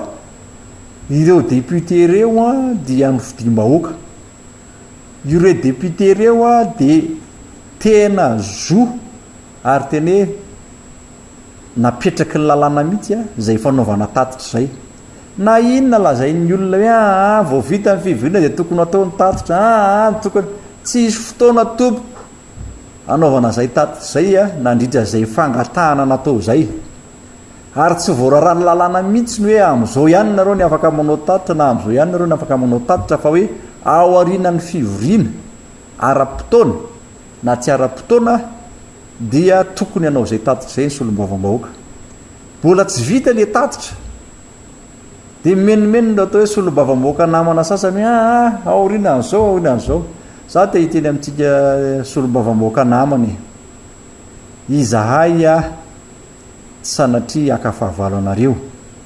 izahay tsy sanatria anelingelona ny atao hoe asan'ny député rehetrarehetra fa izahay amin'ny mahasolombavambahoaka tiako Madagasikara anay dia tsy maintsy anao zay tatitra zay izahay na any amin'ny distrika na Varadrano Atsimondrano na Antananarivo renivohitra io rehefa misy solombavambahoaka tiako Madagasikara dia miandry an'izay tatitra zay ny vahoaka any Antananarivo sy ny manodidina anaovana izay tatitra zay ka na hosakananareo foana reo isan'andro dia tsy maintsy ho avy foana zay hoe anao zay tatitra zay mandra-pavitan'izay tatitra zay mandra-pavitanay io tatitra io dia tsy maintsy ho avy foana zay anao zay tatitra zay mahazava be mihitsy angamba zay atao hoe filazana izay satria raha ho avy nareo rapitso anakana io indray tonga indray zay raha afaka pitso hiteny hoe anao tatitra indray zay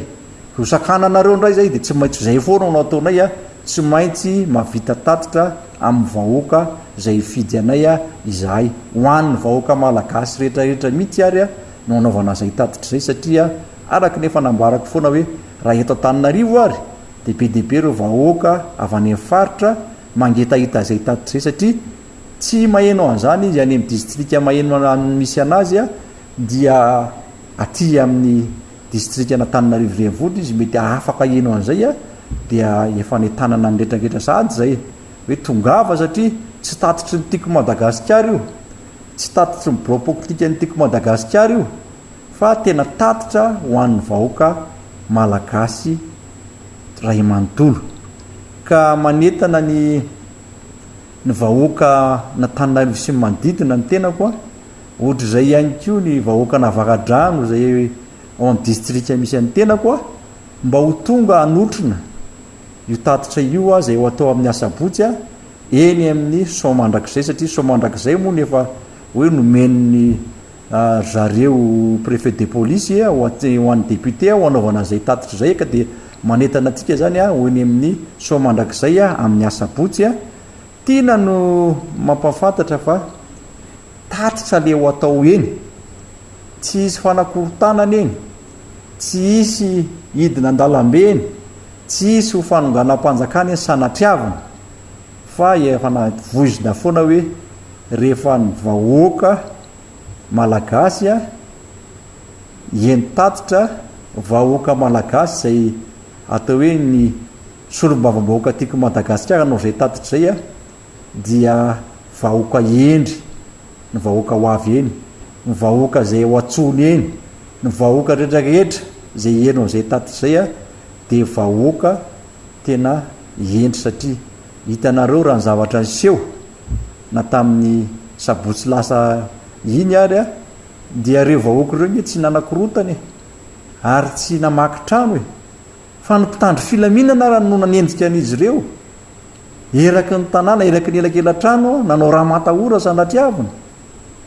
fa tsy nisy tsy hoe zavatra niseho ohatran'ireny tany Tuliara reny ka izay no anetanako atsika rehetrarehetra hoe ny vahoaka n'Antananarivo toko dia vahoaka endry, ny vahoaka mifanerasiratra amin'ity Antananarivo ity dia vahoaka endry a ary ny vahoaka na Malagasy dia vahoaka endry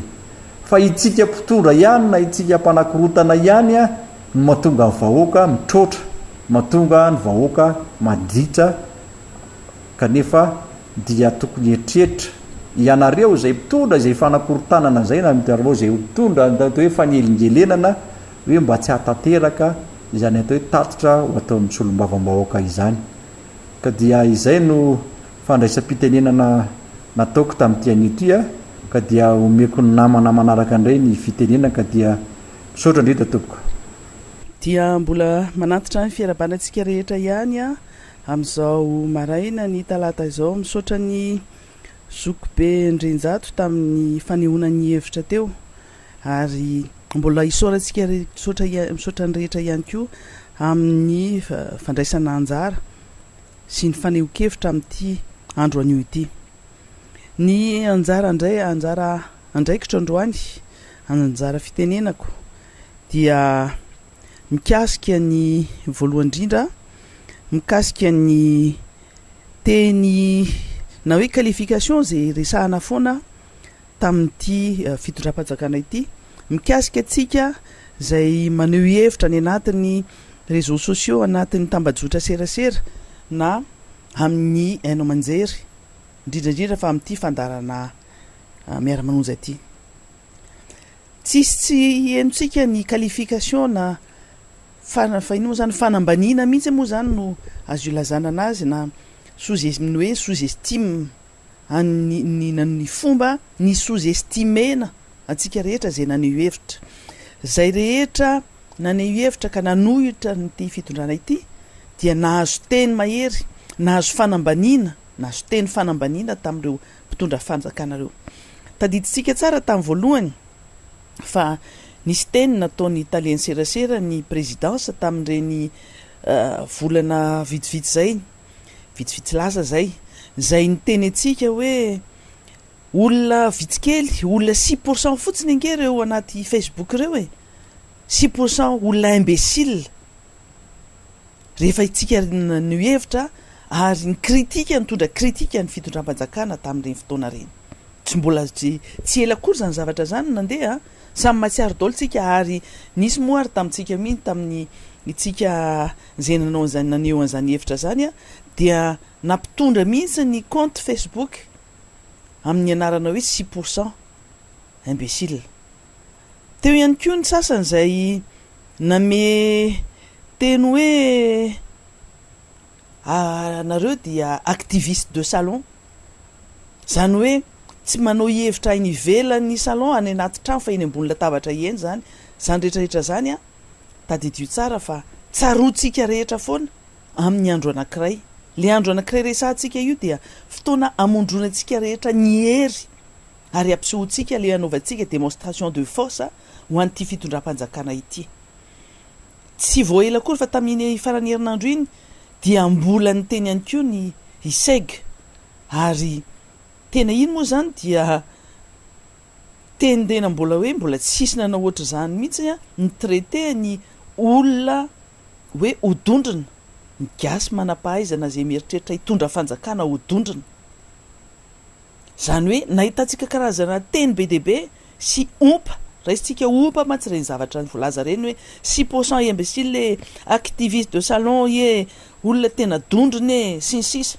Mbola hiandro indray tsika izy indray ny olona dala anankiray a ataoko mihitsy amin'izao andro any teny mihitsy hoe olona dala no manao an'izany ny traité ny malagasy mitovy aminy amin'izany ohatr'izany. Ny fanoherana tsy midika mihitsy fa hoe rehefa tsy mitovy hevitra aminareo dia opaina le olona na ambaniana toy izany. Zay foana ny tenenina hoe ny apitso ange tsy fantatra ary reny zavatra reny tadidio tsara fa malagasy tsy mba manadino moramora amin'ny zavatra ohatr'izany. Misy zavatra adinony amin'ny lafiny hafa rehefa itenenana azy hoe mora manadino malagasy, fa raha zavatra ohatr'izany kosa tsy adinony mandrakizay zany zavatra anaovana anazy ohatr'izay. Le fanaovana tsinitsinina amin'ny maha olombelona anazy, le dignité humaine zay very ao anatin'izay tadidio tsara fa hifototra amin'ireny olona miteny anazy reny.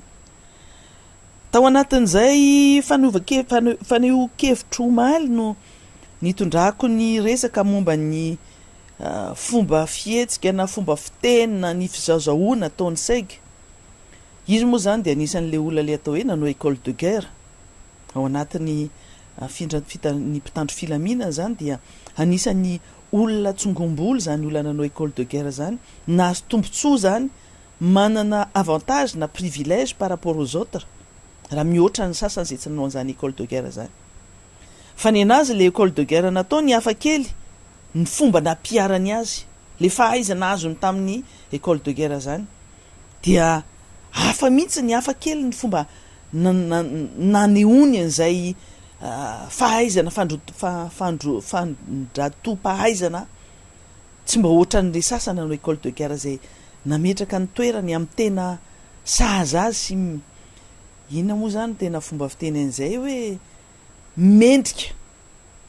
Tsy mba mbola nahita an'izany mpitandro filaminana ambony zany nandeha nanao école de guerre zany ka nizao mety hoe misy toetra indraindray ny sasany toetra ny maha olombelona mety misy manao hoe zany tena anisan'ny tena hoe mahay sy ny sisa, fa mbola hafa kely mihitsy a no fanehoany ty saiko ty a zay fanaovana an'izay école de guerre zay. Ao anatin'izay zavatra resahana mikasika an'ireo olona karazan'olona zay mampijabaka isan'andro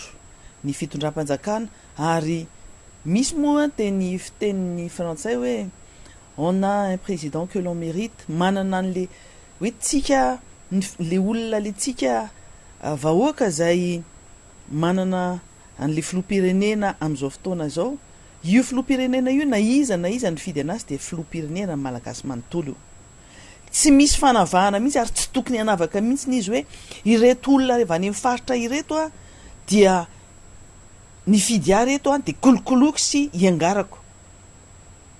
Fa raha ny tena tokony ho izy dia tsy misy mihitsy ny fanavahana na aiza ka hatrany farany avaratra ka hatrany amin'ny farany atsimo, avany amin'ny andrefana ka hatrany atsinana na naiza eto Madagasikara dia tokony mahatsapa daholo ny malagasy fa manana filoham-pirenena tsy miangatra, tsy manavakavaka ary miay ny vahoaka ny ray manontolo mampiseho fitiavana amin'ny vahoaka iray manontolo. Ny tsapantsika nefa dia izao, roa taona zay no mahafiloam-pirenena anazy, miditra ny fahatelo taonany izy amin'ity taona ity. Azontsika tenena hoe roa taona nitondrana, na hoe mbola misy roa taona hitondrany, fa ny tsapantsika rehetra kosa dia izao, tsy misy afaka hiteny mihitsy ny akamaroan'ny olona zay nifidy azy. Za indray zay teny mihitsy hoe ny olona nifidy azy no resahako eto, fa reo olona nifidy anazy ireo dia marobe ny miteny ankehitr'io fa tsy mirarahana azy io filoham-pirenena io, tsy mikarakara azy io filoham-pirenena io, tsy miahy azy io filoham-pirenena io, tsy mahita zavatra concret na palpable amin'izay fanehoany ny fifidianany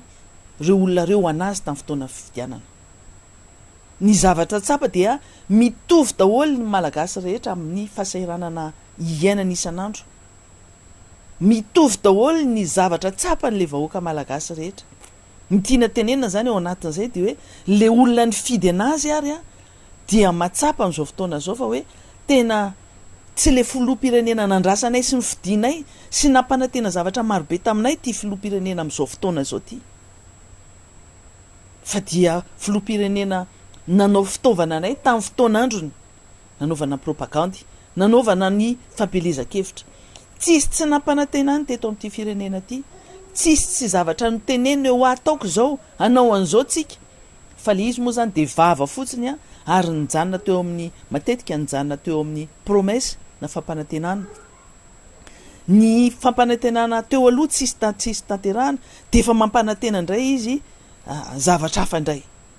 Ary ny tena mahavariana ao anatin'izay dia ohatrany tsy tsarony, ohatrany hoe filoham-pirenena inconscient, tsy mahatsiaro mihitsy hoe nisy fampanantenana nataony. Ary mahatonga anay eto amin'ny Miara Manonja miteny hoe le président de république nge tsy homme d'état, tsy homme de parole, tsy mitazona ny teny nomeny zany, fa le homme d'état anazy mihitsy moa izy zany de tena baraingo tanteraka mihitsy. De zay le mahatonga anay miteny hoe on a un président que l'on mérite. Lasa omena tsiny ny olona mifidy anazy satria tsika no nafantatra fa rehefa hifidy filoham-pirenena na hifidy olona anankiray de tokony matsapa hoe olona tena havita anazy tokoa ve io, havita ny zavatra nampanantenany tokoa, ary tena havita hitantana amin'ny firenena tokoa ve, satria filoham-pirenena no resahana. Roa taona zay miditra amin'ny fahatelo taona ny araka teneniko teo, mbola eto amin'ity toerana ity tsika, tsy toerana amin'ny hoe zany mbo sur place tsika, tsy mandroso fa mihemitra tsika, satria raha oharina amin'ny zava-misy eran-tany, raha oharina amin'ny firenena eran-tany, raha oharina amin'ny fiainantsika tamin'ny herintaona na roa taona lasa, dia tonga de hita dita taratra hoe tsy nandroso mihitsy ty firenena malagasy ty, tsy nihatsara amin'ny fiainan'ny malagasy. De zay zavatra zay mahatonga saina andreo olona zay nifidy anazy. Zao zay zao en contact matetika, zany hoe mifanerasera matetika amin'ireo olona milaza fa mapara, ireo milaza fa TGV, reo olona reo zany de miteny hoe zay le mapara tonga saina, zay le TGV tonga saina. Dia lasa saina tokoa ianao mahenao an'le izy hoe ay fe zany tokoa le izy, fa manontany zay fa maninona reo no manao an'izany, miteny an'izany. Ka zay nge natao fitaovana fotsiny, zay nge tamin'ireny fotoana ireny mena vola de nasaina niogaoga, nasaina nitabataba, nasaina nanao fampelezan-kevitra. Fa rehefa lany izy na miditra tany amin'le QG, tany amin'ny arena, tany misy an'le filoham-pirenena ary tsy azonay nidirana intsony. Voaraoka zay rehefa mandeha makany ary tsisy mirarahanay. Zay moa izy ny akabetsan'le olona, indrindra fa ny faritra iva reny de efa miteny foana hoe zay nge efa matsapa mihitsy amin'izao fotoana zao, fa tena hoe nataony fitaovana ary tena tsisy rarahiny anay intsony amin'izao. Nampanantenaina zay hoe varomore, nampanantenaina an'izao zavatra rehetrarehetra zao, nataondray hoe kalitsinjo hoe sy ny zavatra. Tsy mavahany olanay reo izy ireo olona reo. Ny anay ny dadavinay de tena hoe fidiram-bola ahafahanay miaina araky ny nampanantenaina anay. ny asa tsy misy ny akabetsahan'ny olona any faritra iva reny nke mpanasa lambe manao asa madinidinika rehetrarehetra ireny fa tsisy mijeren'izany rehefa mba sendra mandalo zahay no mitaraina reny olona vahoaka madinika reny hoe raha matoa député andre matoa député zay nge tena sahirana zay tena tsisy mijery zao avy ny ora nanaty rano daholo zany olona zany iza mba mijery an'ireo olona reo any amin'ny fitondram-panjakana any tsy mahatsapa an'izany tsy mahita an'izany rano zany tsy mahita an'izany loto iainan'ireo olona reo zany tsy mahita an'izany fahasairanan'ireo olona reo zany satria mondy hafa mihitsy no iainan'le mpitondra fanjakana tsy mahita an'izany izy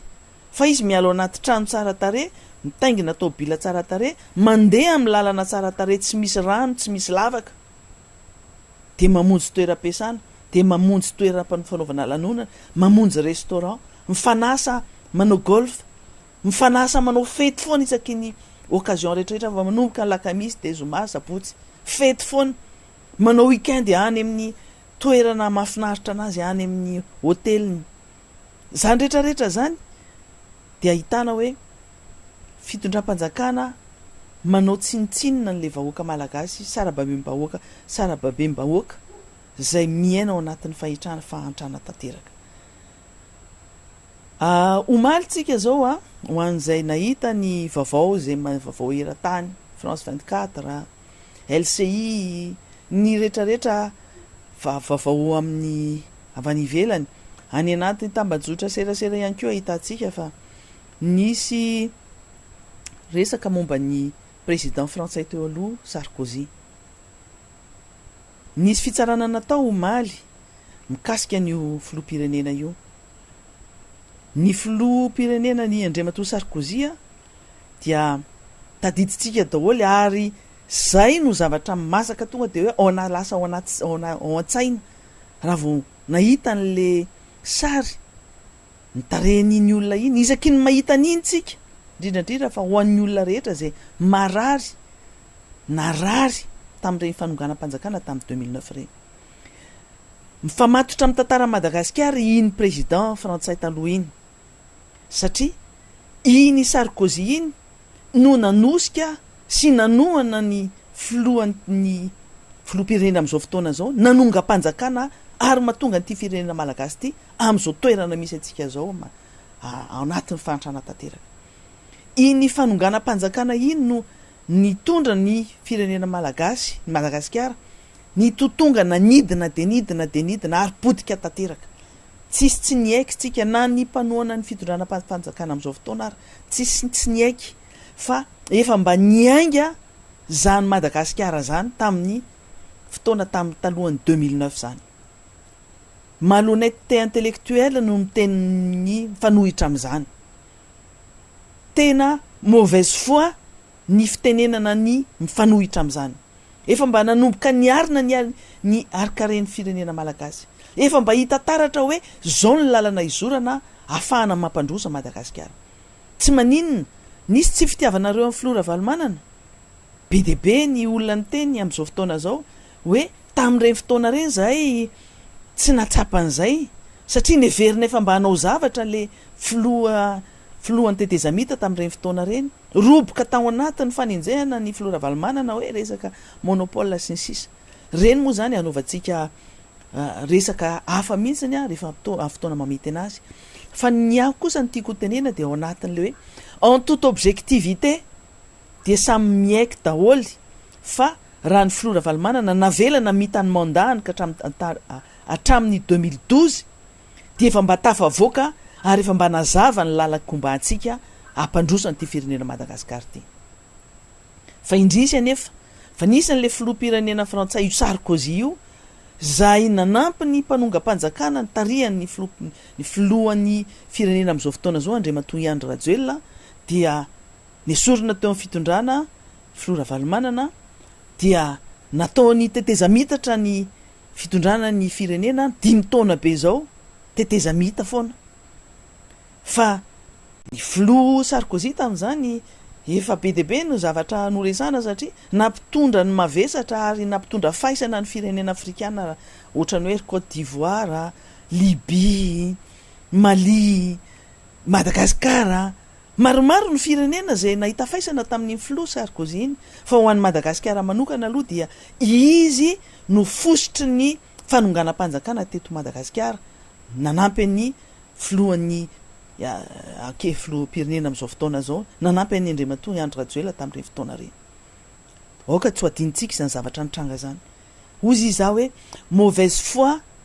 ary malhonnêteté intellectuelle ny filazana fa hoe tsy nisy fanonganam-panjakana, fa mbola hitatsika fa io président Sarkozy io, président ny Frantsa teo aloha io, no anisany niazakazaka voalohany nanatrika ny investiture ny filohan'ny république tamin'izy anao ny investiture efa tsy président république atsony izy fa reny moa zany ampisehoana amintsika voaka malagasy fa tena sakaiza mahatokany président Andry Rajoelina iny Sarkozy iny, ary tsy namela anazy mihitsy ny tamin'ny fotoana rehetra na tamin'ny fotoana inony zany, nisy famatorana tao. Za moa zany tsy te resaka zavatra fa inona daholo le zavatra amin'ny famatorana tao, fa io misy intérêt foana io ary tena intérêt goavana be matoa mifamatitra ohatran'ireny tsy mifanary mihitsiny. Vita ny mission ny Andriamatoa Andry Rajoelina tamin'ny nanonga-panjakana tamin'ireny fotoana reny. Tadiditsika nge ny ministry ny fiarovam-pirenena tamin'izany fotoana zany zay tao anatin'ny gouvernement tany président Ravalomanana, rehefa avy nametraka démission sy navita ny mission rehetrarehetra tamin'ireny fandraisana anjara tamin'ireny coup d'état reny, dia nomena mari-boninahitra nge légion d'honneur meny frantsay an'izany ny ministra vehivavy manoroanta tamin'izany fotoana zany. Tadiditsika zany zavatra nitranga zany, fa averiko etony ny famatotra amin'ny tantara ratsy ny Madagasikara Sarkozy. Ary rehefa nanao ratsy tamin'ity firenena ty, firenena mananjiny ty Madagasikara ty, dia omalitsika nafantatra fa nidoboka avany ny sazy zay manasaza ny président Sarkozy io any fitsarana. Voasazy heritaona tranomaizina, telo taona moa zany ny tena saziny fa roa taona sazy miantona dia heritaona sazy miatra, migadra heritaona sazy miatra izy. Zay no navoaka ny fitsarana tany Frantsa mikasika ny resaka kolikoly na corruption sy trafic d'influence zay nataony tamin'ny fotoanandro zay nanaovany ina moa zany efa nisy ny fanenjehana anazy, dia nisy écoute téléphonique fianonany resany an telefona tamin'ny avokany zay niezaka saika anao kolikoly amin'le magistrat ambony o magistrat tany amin'ny cassation moa zany saika anaovany kolikoly, dia ny avocat ny Sarkozy no nifampiresaka taminazy ary ny raha ny Sarkozy ifampiresaka amin'io mpitsara ambony io ny anamboarana ny dossier zay zany ny tena marina, anaovana kolikoly anamboarana ny dossier ary ny tambon'izay de hoe omena toerana tsara any Monaco any io magistrat io. Fa tratra nefa le ansotarbi na le écoute tratra amin'le écoute téléphonique dia zay no tonga teo anatrehan'ny fitsarana. Ny any moa zany de mahafinaritra ny fitsarana satria tena manao ny asany. Any Frantsa zany tsy manao kitoto eto amintsika eto Madagasikara mbola mampalahelo satria tsy manana zany indépendance zany ny fitsarana, ary mbola misy baiko ny exécutif eto amin'ny Madagasikara zany manome baiko ny fitsarana ny mpitsara rehefa tianako tena, ary matetika moa zany rehefa olona politique dia misy foana ny procès politique ao anatin'izay. Fa ny nanotabataba ty filoha Sarkozy ty hoe procès politique misy coup politique ao anatin'izay, manana ny indépendance ny mpitsara any Frantsa any, ary mba fanirina hoe mba isotry zany aty Madagasikara ny rina any satria tratry ny tantarany ihany io Sarkozy io amin'ny zavatra ratsy zay nataony tamin'ny fotoanandrony. Ny tiako horesahana tiako hiaviana ao anatin'ity resaka ty de zao: rehefa manao ratsy dia tsy maintsy mijinja na fafiny ihany, tsy maintsy mijinja. Ary namotika ny firenena malagasy tsisy tsy nanozana nge tamin'izany fotoana zany hoe tena olona jivanina mihitsy zany nanao an'izany fanonganam-panjakana zany, fa ny nanoana anazy sy ny tire ficelle na ny asa nanosika ny Andriamatoa Andry Rajoelina tamin'izany fotoana zany anongam-panjakana tratriny zany amin'izao fotoana zao mbola misy afera ny enjenan'io Sarkozy io resaka affaire Big Malion zany hoe le vola zay nomeny andry tompoky lakadafi ana nomeny président ny Libye tamin'ny fotoan'androny name vola ny Sarkozy anaova ny fampelezan-kevitra tamin'izy ny latsaka tamin'ireny 2012 zany latsaka ho filoham-pirenena any moa zany lalàna tena sarotra satria na ny fampiasana vola na ny origine ny vola source ny vola na ny montant na ny hoe ny abetsaky ny vola dia voafetry ny lalàna tsy ohatra ny aty Madagasikara ny atsika hoe mindram-bola vola be ohatra zany ohatra n'inona no nampiasaina tamin'ireny fotoana ny fifidianana reny tsy fantatra hoe ohatrin'ny exactement ny lanin'ny président Andry Rajoelina ny filoham-pirenena ankehitriny avaiza daholo reny vola be dehibe tena tsy lany lanina reny fa ny France dia na ny source ny financement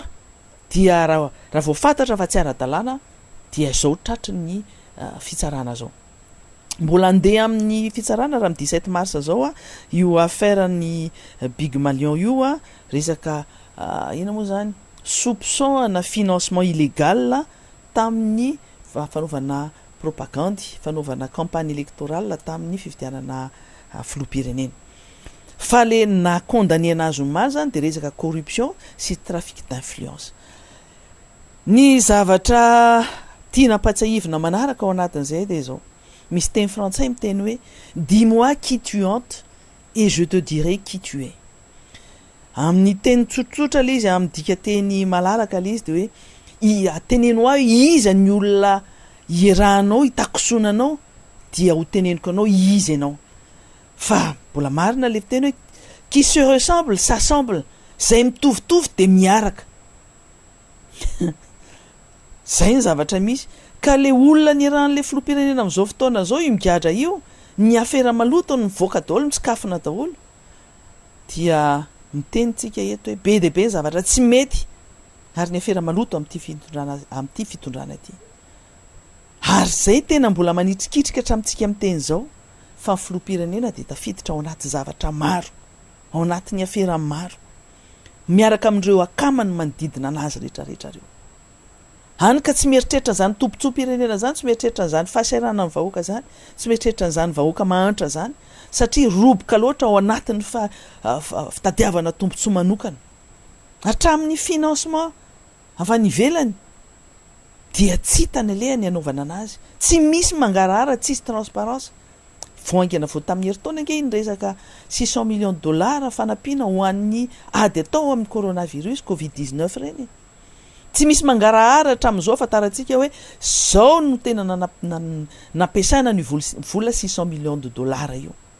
zara raha misy avoaka ny ministère ny finance zay tsy mirefletena hoe tsy mampiseho ny tena marina akory fa safosafona fotsiny le izy tsy tonga ty amin'ity vahoaka malagasy zay ny tokony nyzarana n'izany vola zany sy nampiasana n'izany vola nindramina sy nomeny avy any ivelany zany edivana sy hiatrehana ny aretina covid-19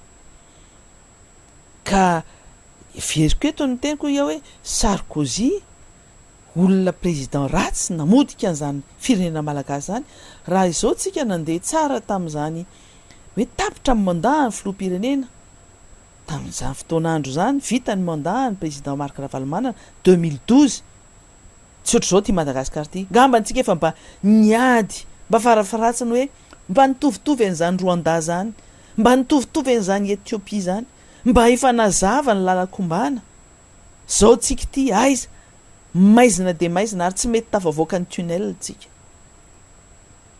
manenina tongotra matanany enge ny naman'ny Andriamatoa Andry Rajoelina amin'izao fotoana zao hoe ary efa miaraka ty amin'ny Miara Manonja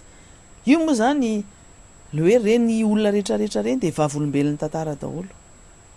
zavatra nisy constant resantsika nisy fanonganam-panjakana reny olona reny ny haiko fa tena hoe nandray anjara tamin'ny fanonganam-panjakana ary nafantatra fa tsy nety le izy satria zao fotoana zao dia ahitantsika ny conséquence n'izany fanonganam-panjakana zany.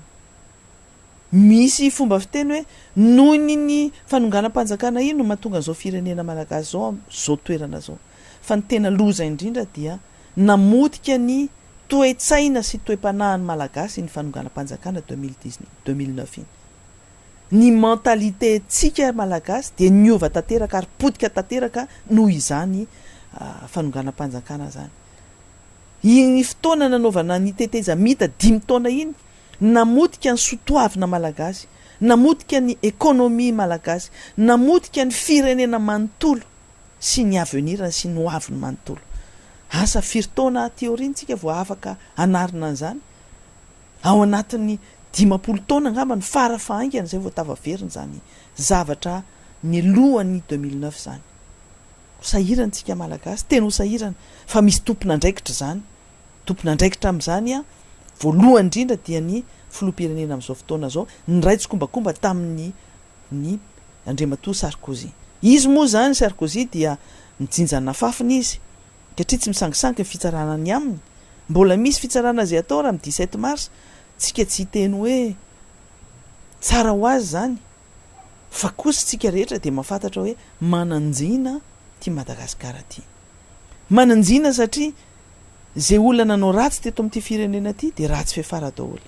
Zay nanao ratsy tamin'reto malagasy reto dia ratsy fiafara daholo.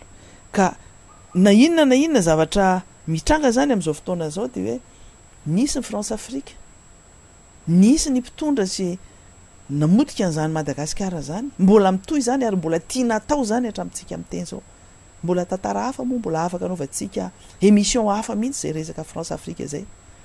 Fa ho antsika rehetra fotsiny aloha amin'ny ankapobeny zavatra resahana amin'izao dia ny pratika izay natao tamin'ny fotoana teteza mita, izay fanaovana tantely afa-drakotra ny harem-pirenena, inona ny tsy natao tamin'ireny fotoana teteza mita reny, nahita tombony daholo matoa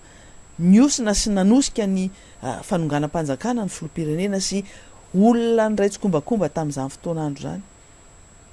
Firy conteneur ny bois de rose mivoaka teto Madagasikara tamin'ireny fotoana reny. Zao mbola misy bois de rose mivoaka ihany eto moa zany. Satria le filoham-pirenena sy ny akabetsahan'ireo mpitondra olona ao anatin'ny fitondram-panjakana reo mbola misy eo. Fa misy ihany koa nefa nigadra ihany koa. Fa maro be no nahazo tombontsoa tamin'izany teteza mita zany, fanondrana tsokosoko ny bois de rose. Tamin'izany moa izany misy tsy tenenina tsony hoe antsokosoko satria tena vol autorisé na exportation illicite ara le izy satria ny ina moa zany fikambanana iray isam-pirenena na CITES na ninona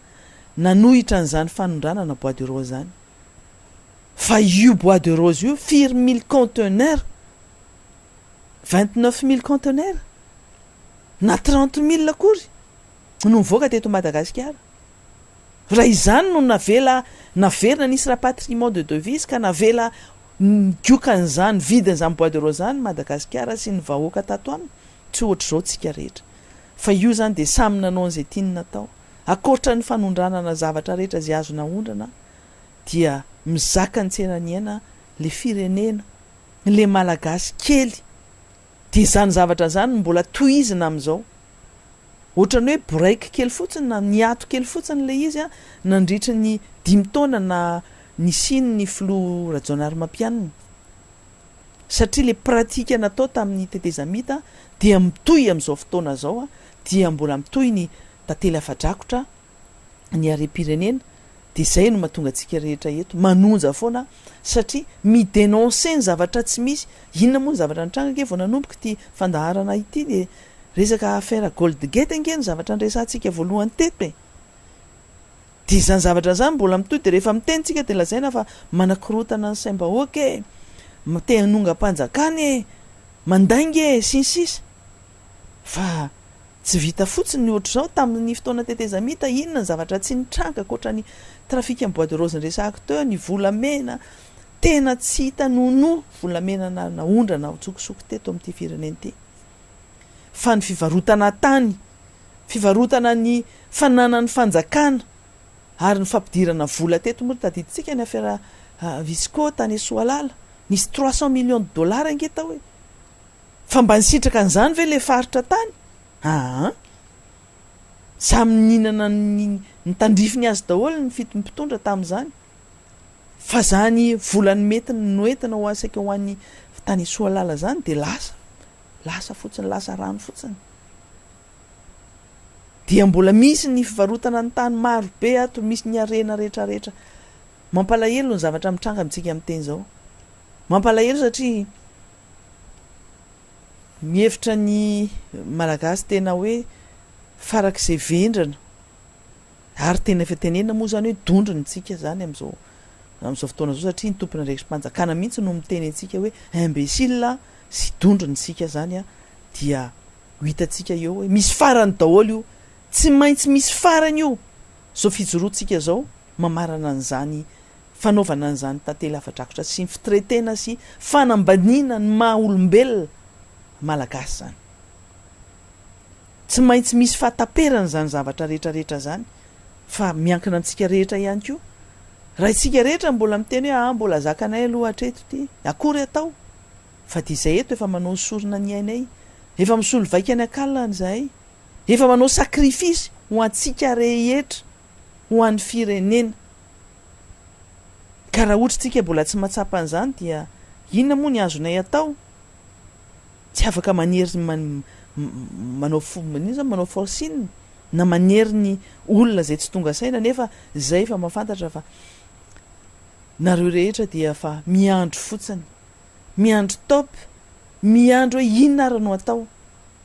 isy ihany ve le zavatra tatitra ho atao any so mandrakizay inona no ataontsika orinan'izay fa sy zavatra misy aloha zao de fanjakany baroa zavatra nitranga tamin'ny fotoana nytetezamita tanomboka tamin'ny sivy sy roa arivo hatramintsika am'teny zao pratika toizina dia fanjakany baroa ka na ny lalàna rehetra zay misy lalàna velona ara de isakitsahana daholo atao ohatran'ireny tsy misy reny omaly moa de nyteny mihitsy zay rehefa tsy ampiarin'ireny lalàna reny dia rovito mihitsy dia manaova fanambarana ofisialinareo hoe tsy azo atao intsony a ny mamory vahoaka ny lalàna tsy misy intsony a fa zay didiko fe lehibe zay tenena hoe tsy mahazo manao tsony ianareo manifestation na inona de zay de samy mahafantatra daholo tsika am'izay hoe à quoi s'en tenir inona no ataontsika tsirairay avy fa zahay mahafantatra marobe ny tatitra eno fa ny ty fandarana miara manonja ty de tsisy tsy mieno raha ny anaty embouteillage tsika dia ny hitatsika de olona mieno an'ity fandarana ty ary tsy mieno moramora fa samy manatatatata ny radio any daholo na ny anaty tomobile tsotra na ny anaty taxi be na eny amoron-dalana eny manana ny radio kely na ny telefona mieno daholo fa zao ny vahoaka malagasy nge fa mahafantatra tsara fa efa tsy miaritra fotsiny tsy mipetra-potsony fotsony fa efa tena hoe sur le qui vive efa mijanona efa ohatrany miandro fotsiny miandro zavatra hipoaka fotsiny le anapoaka anazy tsy fantatra na iza aloha hatramin'izao tsika miteny zao fa efa enontsika hoe ny atmosfera tena hoe ny rivotra iainana andavanandro mihitsy naizanaiza le de enontsika hoe mahavesatra misy tension be naizanaiza zay ale zay zavatra zay de mampiorikoditra ny fitondram-panjakana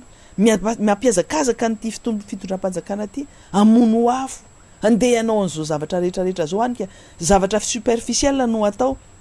me fotsiny moa sady tsy tezitra no me sady sorena no mahita hoe andeha amono afo any Tuléar ny mpitondra fanjakana dia maniraka délégation ngeza be olona dia enina amin'ny 10 mandeha makany de iza le chef de délégation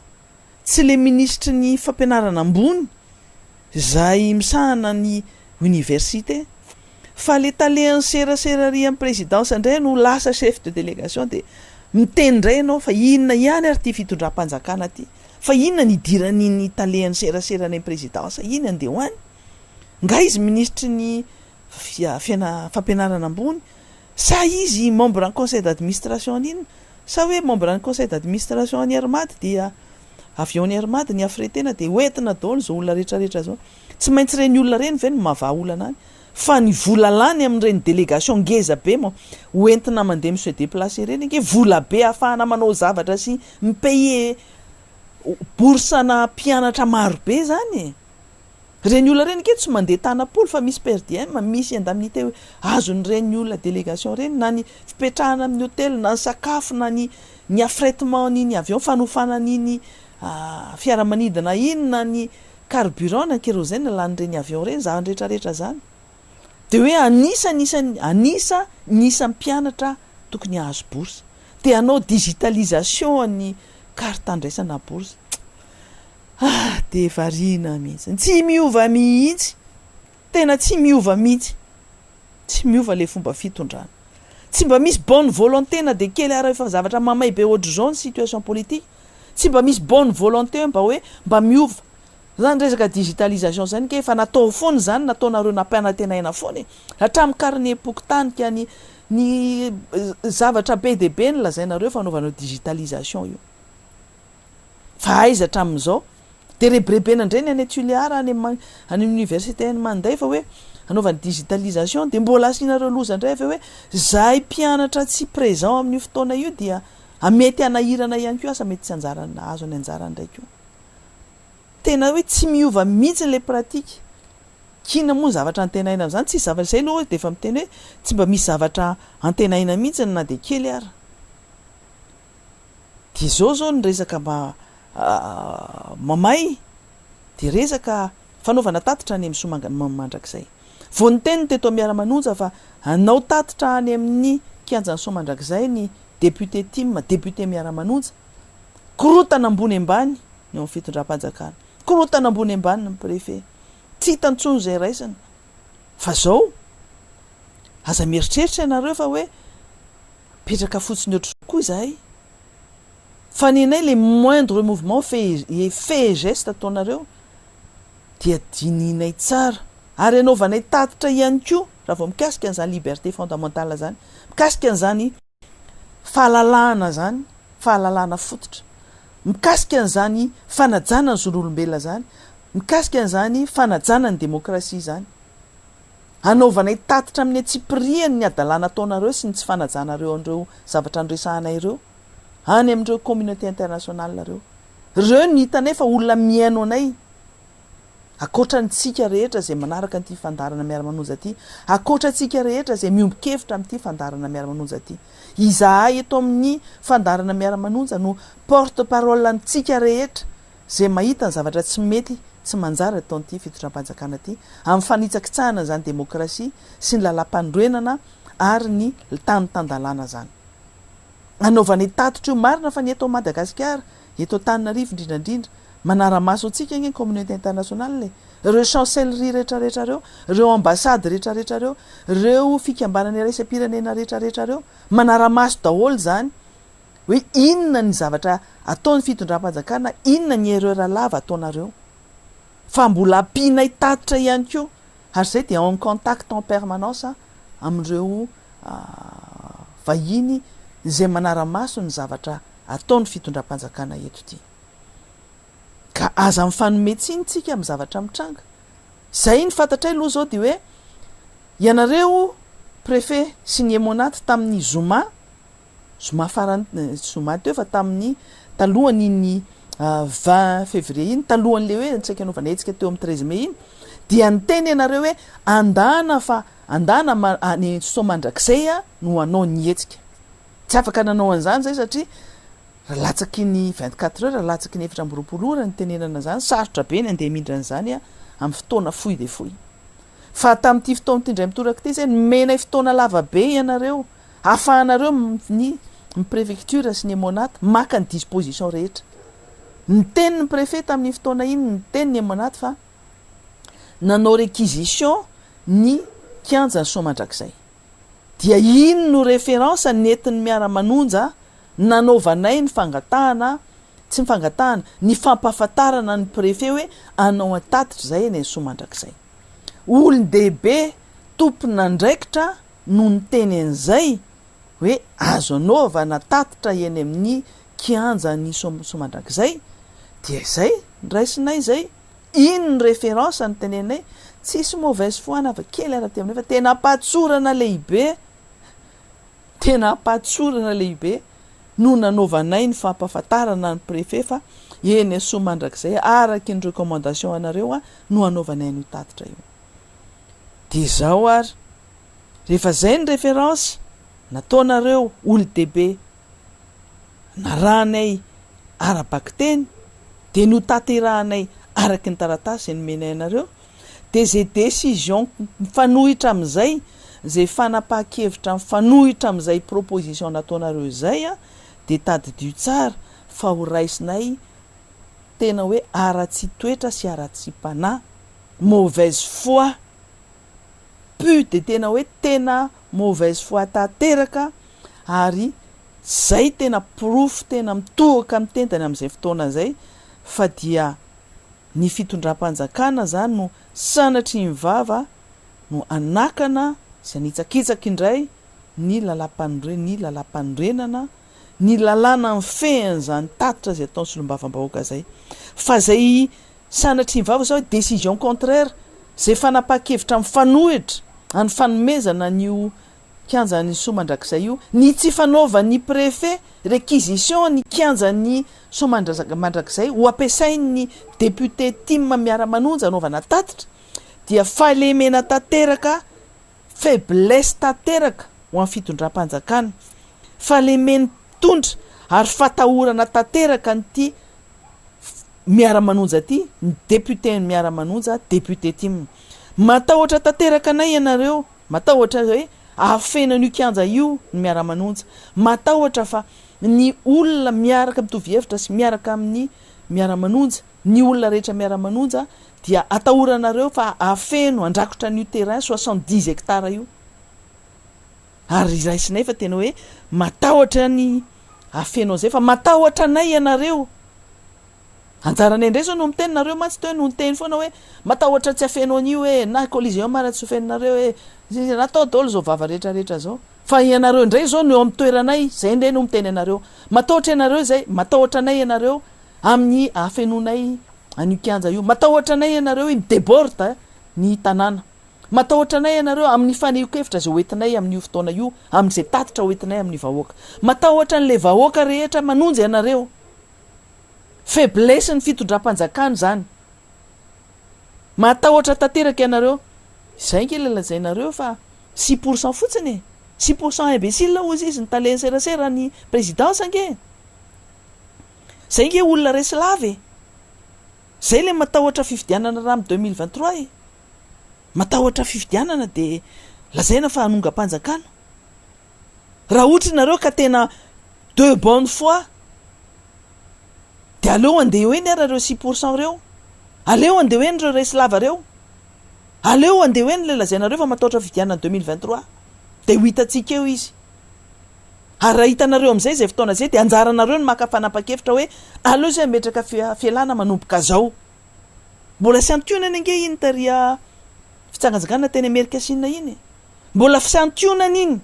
fa mitindray mitoraka aty de tenena hoe anao défi zay ka de averiko eto ny décision fanohitra fanapa-kevitra mifanohitra amin'ny fanomezana ny kianjany somandrakizay an'ireo député Tim amin'ny Miara Manonja ireo dia fatahorana tena hoe fatahorana mio tena farak'izay ngeza be fatahorana fitondram-panjakana anay zany tena matahotra tanteraka nareo ary tena hita amin'ny faiblesse ny fitondram-panjakana raha fitondram-panjakana mieritreritra fa matanjaka nareo raha fitondram-panjakana mieritreritra fa mafy ianareo aleo ary zay ampiseho ny herinay aleo zay anao démonstration de force de io hita eo raha olona vitsikely moa zany ny eo de akory atao fa zay zany noho izy fa zay mino ary tena sûr et certaine fa feno io toerana io défi no atao ty tena défi no ataotsika sao de verinareo fa reto vahoaka miaino anareo isan'andro amin'ny fanapepona ataonareo isan'andro de miaritra foana mandrakizay efa tonga saina izy io tonga saina izy io ary maniry izy ifanatritava aminay ary averinay eto raha tena fitondrana matanjaka ianareo raha tena matoko teny ianareo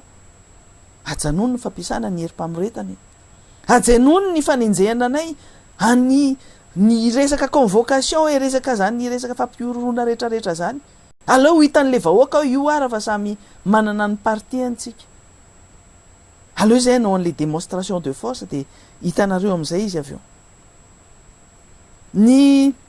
zavatra mbola tiano tenenina ao anatin'izay zavatra zay de zao resaka somandrakizay no zavatra resantsika resaka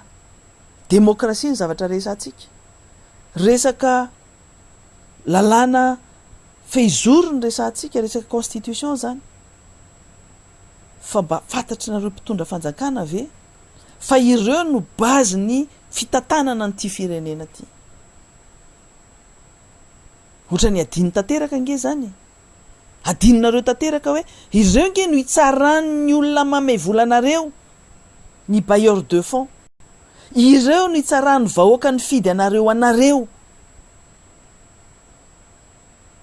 dia ahoana zany de ahoana zany zay zavatra zay no tiana ampitahina amintsika rehetra androany fa so misy mieritreritra any ananinany ndray hoe aleo indray anao zay fomba rehetrarehetra ndray tsika anaovana antsozay tsy atongavany olona eny amin'ny somandrakizay fa misy farany zavatra rehetra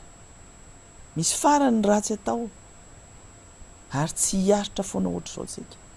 tsy hiaritra lava ny zavatra ohatra zao tsika eto moa zany de misy hoe ny arianany na ingarana kokoa faritra arianany na ingarana kokoa samy nisy zavatra fitakina zavatra nitranga zao ihany tany Tomasina nge nisy faty olona nisy mpianatra nytofirina tamin'ny Bariel fa iza mba délégation nalefa tany namonjy nio sy namany olana tany Tomasina tsy Madagasikara mpianatra any Tomasina ka tsy mba malagasy ohatra ny any Toliara samy mitaky daholo ireo faritany eninareo amin'ny resaka bourse d'études zany fa maninona no any Toliara rery nanaovanareo an'io isorana aloha zany hoe fa mba mahaly fa mba misy zavatra atao an'le mpianatra any Toliara fa fanavakavana sy fanilikiliana mitoy ihany zany zavatra zany hatreo indray aloha no faniko hevitra zay hoentiko androany fa tsika de ny tenako dia manentana atsika rehetra hoe raha misabotsika mifankahita eny amin'ny kianja ny somandrakizay hatreto aloha tsika de mieritreritra foana fa somandrakizay natao anaovantsika nio etsika io ny akoatran'izay tsika tsy te lala zay zavatra mikimaky ataony ambadika any zay fombafomba ataony fitondram-panjakana ndray sanatria mivava nakanana an'io fa hatreto tsika aloha dia any somandrakizay no ataony fitatitra ny organisation tsika rehetra efa ataotsika efa mandamina zany ianareo rehetrarehetra ataovy masaka tsara ary araky ny toromarika zay ataonay de atao miainga isaky ny arrondissement isaky ny district tsika rehetra am'izay mba tena anehoana mihitsy eny an-dalana efa dia vahoaka marobe mirahina no miaraka andeha monja ny toerana io zay be no basy aza menatra manao an'izany akanjo menamena zany fa efa fantatritsika fa misy olona voakarama sy ny sisany rehefa marobe tsika indray no sambotra an'ireo olona reo aza mandeha tsirairay zany zay no fitondrana ny hevitra androany dia metraka veloma finaritra ho antsika rehetra ary mankasitraka anareo rehetra zay manaraka an'izao fandarana zao dia amin'ny rapitso indray ary raha misabotsika rehetra fakahita farangantsika amin'izao mantsantsanga izao ihany koa izay fandarana Miara Manonja izay mankasitraka atsika jiaby nitandregny izany hatramin'ny farany mametraka ny veloma samy tsara ho amin'ny amaray koa tompoky lay sy tompo vavy